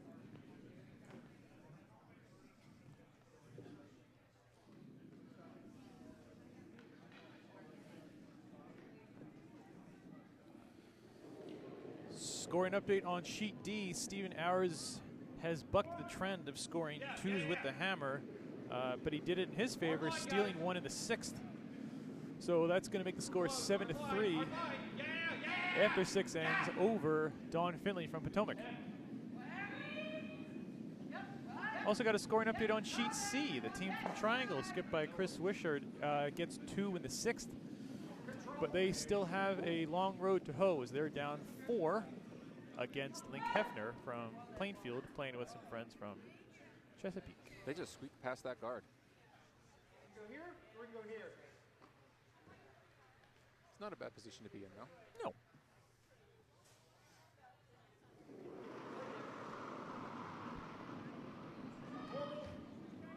Yes. Off. Nice shot. But no, indeed, we have a very full Bonspiel schedule next year. We do. It's going to be an exciting time to be a member of the Potomac Curling Club, that is for sure. And that doesn't even count things like the big spiel. No. We changed it. We're going to play that in January this year. Where it used to be. Where it used to be. Yeah, we're going back to that. I think that's a smart move.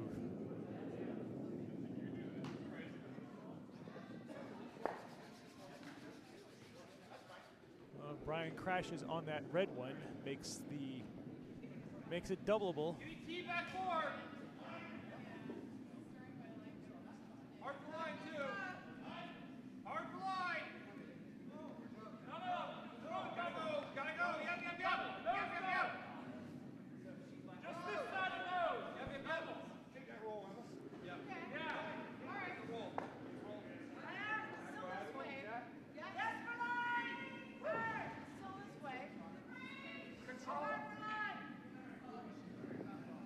Gotta nose it or cross it. Got it. Wait on that. Control. Waist a little tight. All right.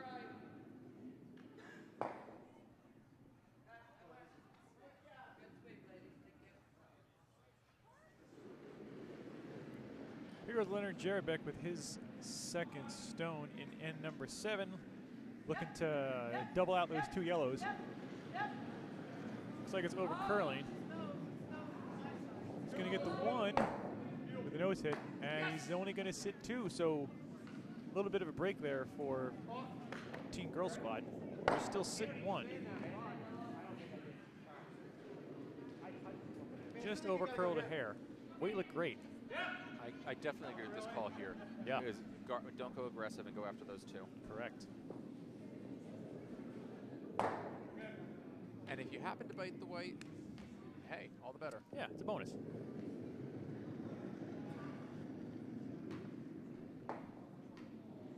Yep, the line. Yeah. Whoa. Where's the weight? Where?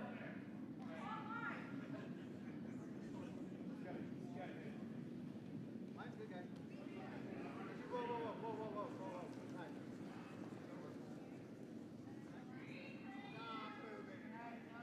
That's all right. Ooh, a little light. Overcurled just a bit. Go ahead, Peter. I think it still did a partial job. Makes the draw a little harder.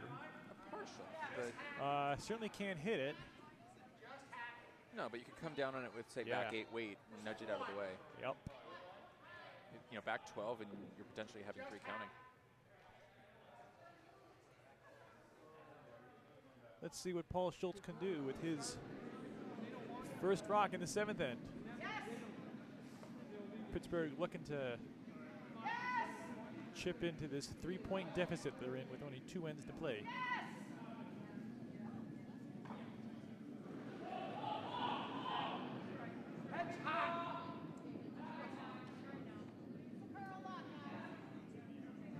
Ooh. Oh, a good Swing try. and a miss. Swing and a miss, almost. Came over another 2 inches, and I think he would have been sitting at least 1, probably 2. So Nick's going to try to take that away. That's it. Looked good. What's that? Oh, Nick shaking his hand didn't look really good right there.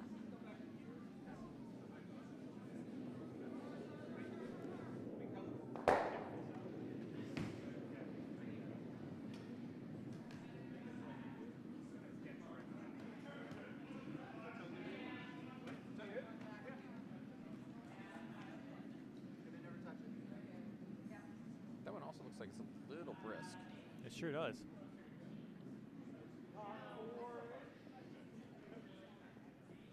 Although, in the end, slowed up. Wow. She's pretty good. Sitting Second shot. And a nice spot. I think. Ooh, I don't know. I think maybe. Maybe you can you get them both, TJ? I don't know, because I'm thinking about that. I'm looking at it going, if you hit it with enough to get it to move to hit the other yellow, it might jam on that back yellow instead. Yeah. And that would leave the red out in the open where it's free to hit. Yeah.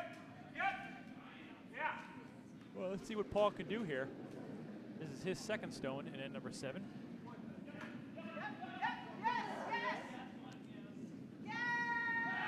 It is over curling like nobody's business.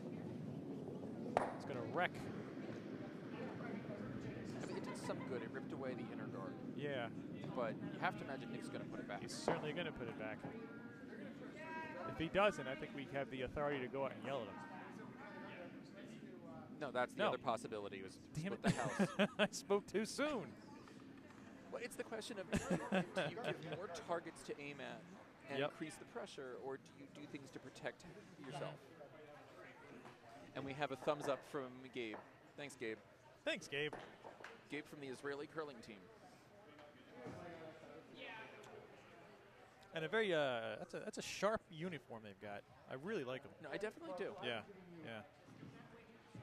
There's I mean, if you look on the World Curling Tour, I think there are some pretty just ghastly uniforms out there.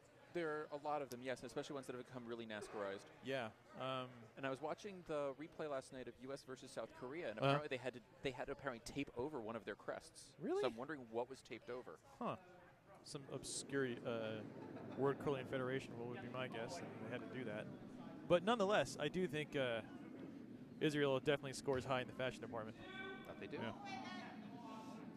I like their baseball uniforms too. Oh, the baseball nice uniforms. and classic. Although I have to call that one as a foul on Major League Baseball for not thinking to offer those in the store. They weren't available for purchase? No. Oh, that's no good.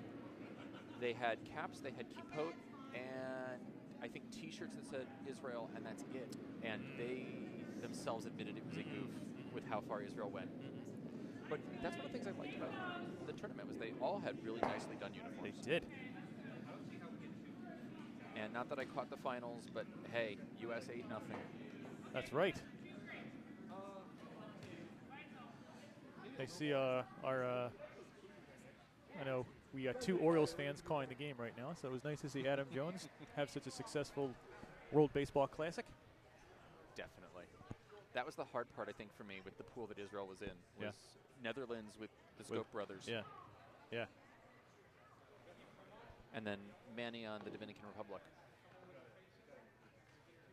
So lots for the O's to watch, for O's fans to watch during the World Baseball Classic.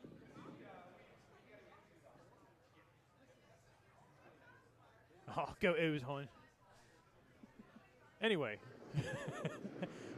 Nick Thriss, pretty nice guard, protecting his 2 that are currently in the house. Yeah, they're stuck. They have to go. They have to. They sure have to go. They have to draw, and they've got to bury it. I mean, she does still have hammer after this. Correct. But this is almost as big as a shot now as it is with if she's got when she throws the hammer. And I don't know that she has anywhere to hide. Barring pulling in behind that red that's in the top 8.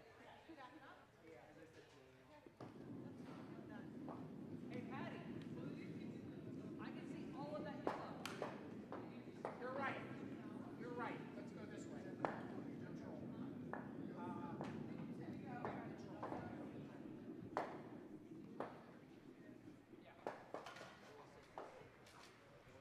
Shots like this, though, are why skips make the big bucks. That's right.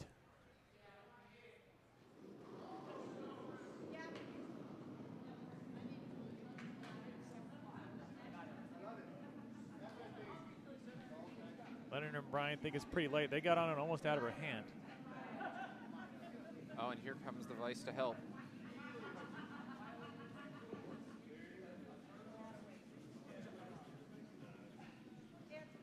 I hear a lot of grunting in the ambient mics as well. Not a good sign. And they're going to short it. So, Nick Datlowe is sitting in pretty good shape here. Sitting 2 without an end number 7 and a 3-point lead to boot. Nice control. Hard. Yes! Holy moly, really hard, guys. Is that holy moly really hard, guys? Well, it worked because they held the line. So I think now we need to know if you really need to get your sweepers to go, just yell at them holy moly, and it'll work. Scoring update on sheet D. Don Finley gets 2 in end number 7, but they're still down 2 going into end number 8. The score, Stephen Hours 7, Don Finley 5. So next, being a bit aggressive, you're going to play the come around behind that accidental guard that Daphne Roberts just threw. That's it on C. Oh, we got handshakes on sheet C. Pretty safe to say Link Hefner and his team from Plainfield and Chesapeake is going to come out victorious against Chris Wishart from Triangles.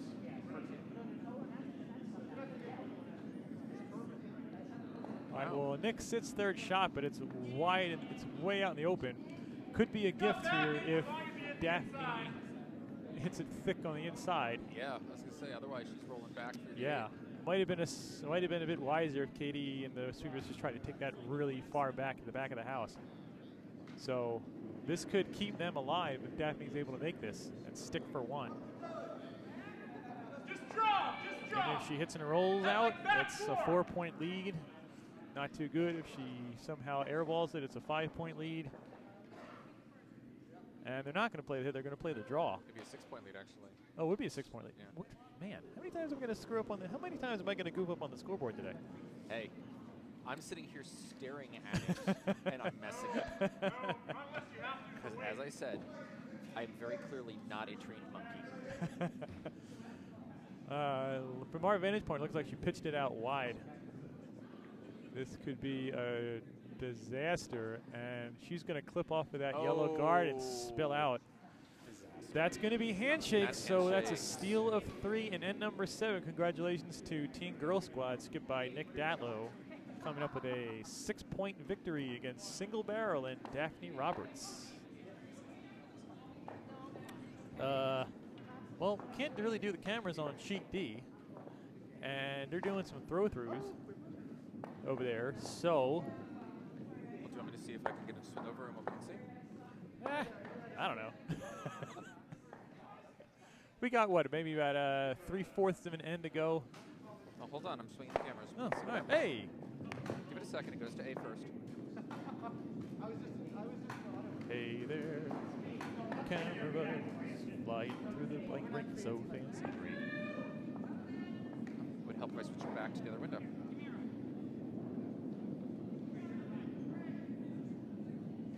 How's that? I think that's probably the best that we can do here. I'll stand up and see if I can get a better view of the action. So, oh, that looks pretty nice. We can see one for Stephen Hours sitting mostly in the 12, biting a little bit of the 8-foot. Dawn, of course, being down without, is trying to plunk up some guards, and Stephen's going to counter by peeling them off.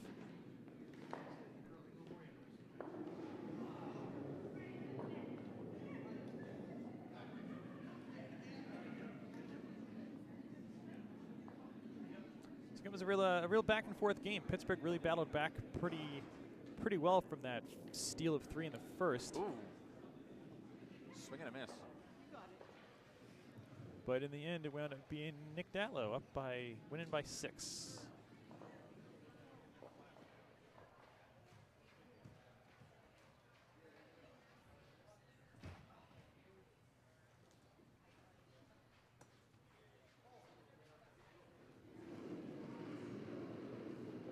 Looks like Susan Armiger throwing rocks for Dawn Finley's team. This is her second rock. She's throwing in the second position. See if I can quickly pull up the lineups here and see who's actually playing in this game. For Dawn Finley's rink, Dawn, of course, is the skip. The vice is Dominique Banville. The second is Susan Armiger, and the lead is Nicole Friedman. For CCVA, Stephen Hours. Skip is Stephen Hours. The vice, according to my watch, is Scott Burke. But actually, he just threw, so he's throwing second. Alex Carroll and Christina Alessi are your other 2 players.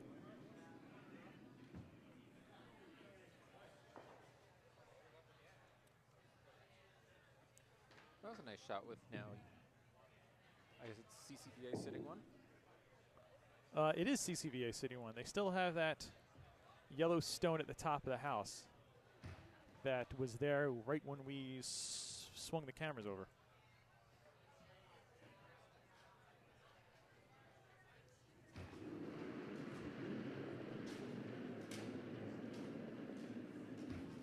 there it is. Thank you to Michael Dobbs for switching cameras over to so we can see them. For those of you who don't know, this is he was the one who's primarily responsible for putting together this wonderful webcast. And quite frankly, I think it's one of the best in the GNCC. You're here. It's definitely one of the most configurable. Mm-hmm. We try, everybody. We try really hard. And sometimes we're smashingly successful at it.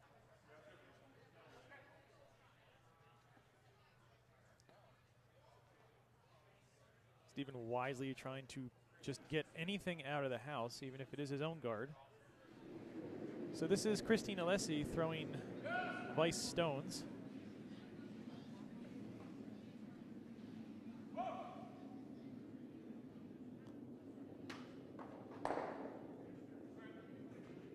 Peeled it off, moved it over just a little bit, but not enough to be terribly effective. And not enough to bear that Yellowstone yet either. No.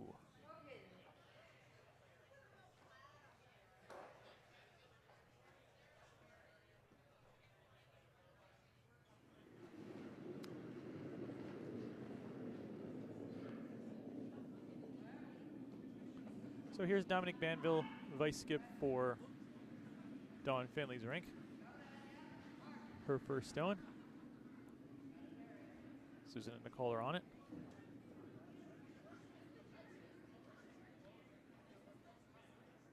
Weight looks pretty nice. Still out in the open though, so that's going to force Steven, instead of playing the peel, to hit that shot she just threw.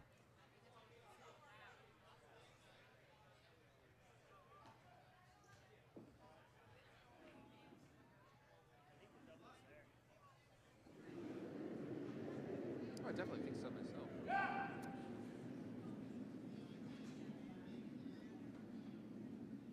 Sorry, Gabe was opining from behind us that the double is there. Not if you threw it tight. Ooh. Oh, Ooh. no. Ooh. That was a bit, that was arguably the worst case scenario there. Disaster. Yeah. So Dawn's now sitting 2. And she's got an open house. Without hammer. Without hammer. She's going to throw up some junk again. Again, they need to steal a 2 to keep themselves in this. And slightly aggravate the ice crew.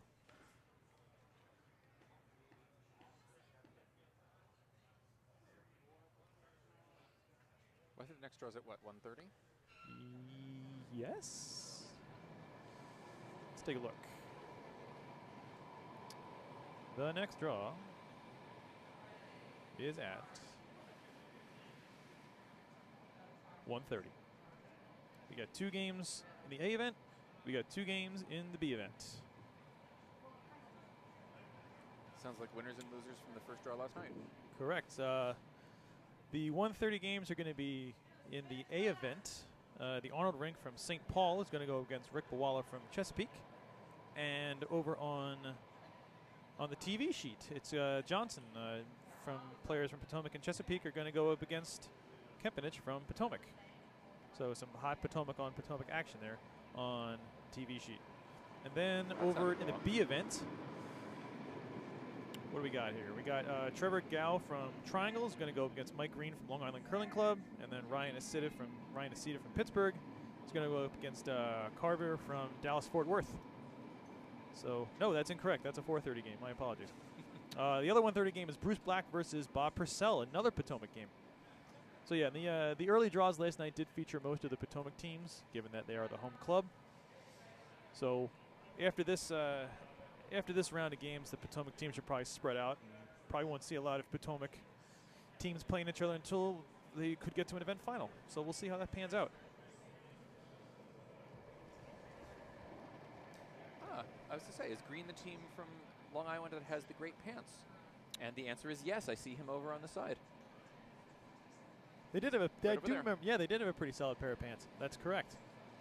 Played against a team from Long Island up at Ardsley a few weeks ago.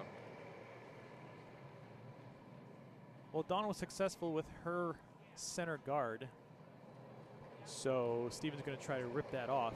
Again, Dawn is sitting 2 without. We are down to skipped rocks. This is Steven Auer starting his first one. He's just going to try to rip that off. Sorry about the setup of the video, folks. My finger slipped.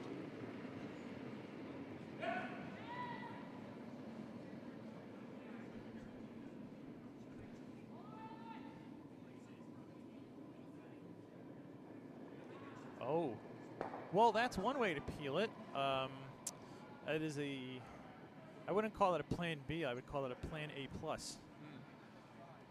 Still Somehow he's still sitting 1, but now that's a lot better if you're Steven Auers' team. But I agree with this call. Go take out the remaining Sure, yellow in the absolutely take house, that out, sit and free. then force Steven to draw. And all the cut mess. him down. Or I guess you gotta could force him hit- to draw. but you Unless could you're gonna play a double. Yes. So See, because if you hit on the inside of that stone, you could roll under cover, and then that would definitely force the draw. So Dawn's sitting 1 now. This yellow rock is now sitting 2 after Steven miraculously took the first rock on the forfeit out of play when he was trying to make a peel. It's a fickle game, TJ. This is why we drink. All right, here's Don Finley's last rock in end number 8, trying to make a hit for 3 and force Steven either for a double or a draw against 3. Oh, squeaks by that guard and accomplishes the mission. So now they're Oh. sitting 3. Well, we know it's not going to go Wow. to an extra end. No, we do. It could be. I mean, Steven Could hit and roll out. could hit and roll out, or he could And that's the shot of draw. It has to be a draw. It's got to be a draw. Because Sure. like, there's no way that's anything else than a draw. Yeah. Have to bite the red. Okay. So he needs to outcount just one of those Yeah, he for really, a tie. really needs to bite the red. Yeah. I mean, he could Again, be he could full 8. he could be second shot and still win the game. True. So just take a deep breath, get your composure, throw it to the sweepers, and let's see what happens here. Here we go. This is the hammer in end number 8, Steven Auers. Sweepers aren't touching it at all. Looks pretty quick from our end. It's checking down a little bit. Let's see here. This is going to be close. No, it it's is the not. It's going to question. slip Oh! on through. Oh, God. Oh, what a comeback. Oh, wow. And that Oh. is 4th shot. And that is 4th shot, and that is going to be the game. Oh. Tough loss for Steven Auers. Great comeback for Don Finley, no matter how you look at it. So Don is going to move on to the next bracket, to the next game of the A event, and Steven's going to drop down to the B event. The final score, Don Finley 8, Steven Auers 7. So this concludes draw number 4 at the 2017 Cherry Blossom Bonspiel. Thank you everybody for checking us out and watching it on the webcast. We'll have games going on all day today and tomorrow, and 2 on Sunday. TJ, good show. Thanks for doing double duty, working the cameras, and joining me here at the 8-foot folding table. So we're going to sign off. Thanks for checking us out.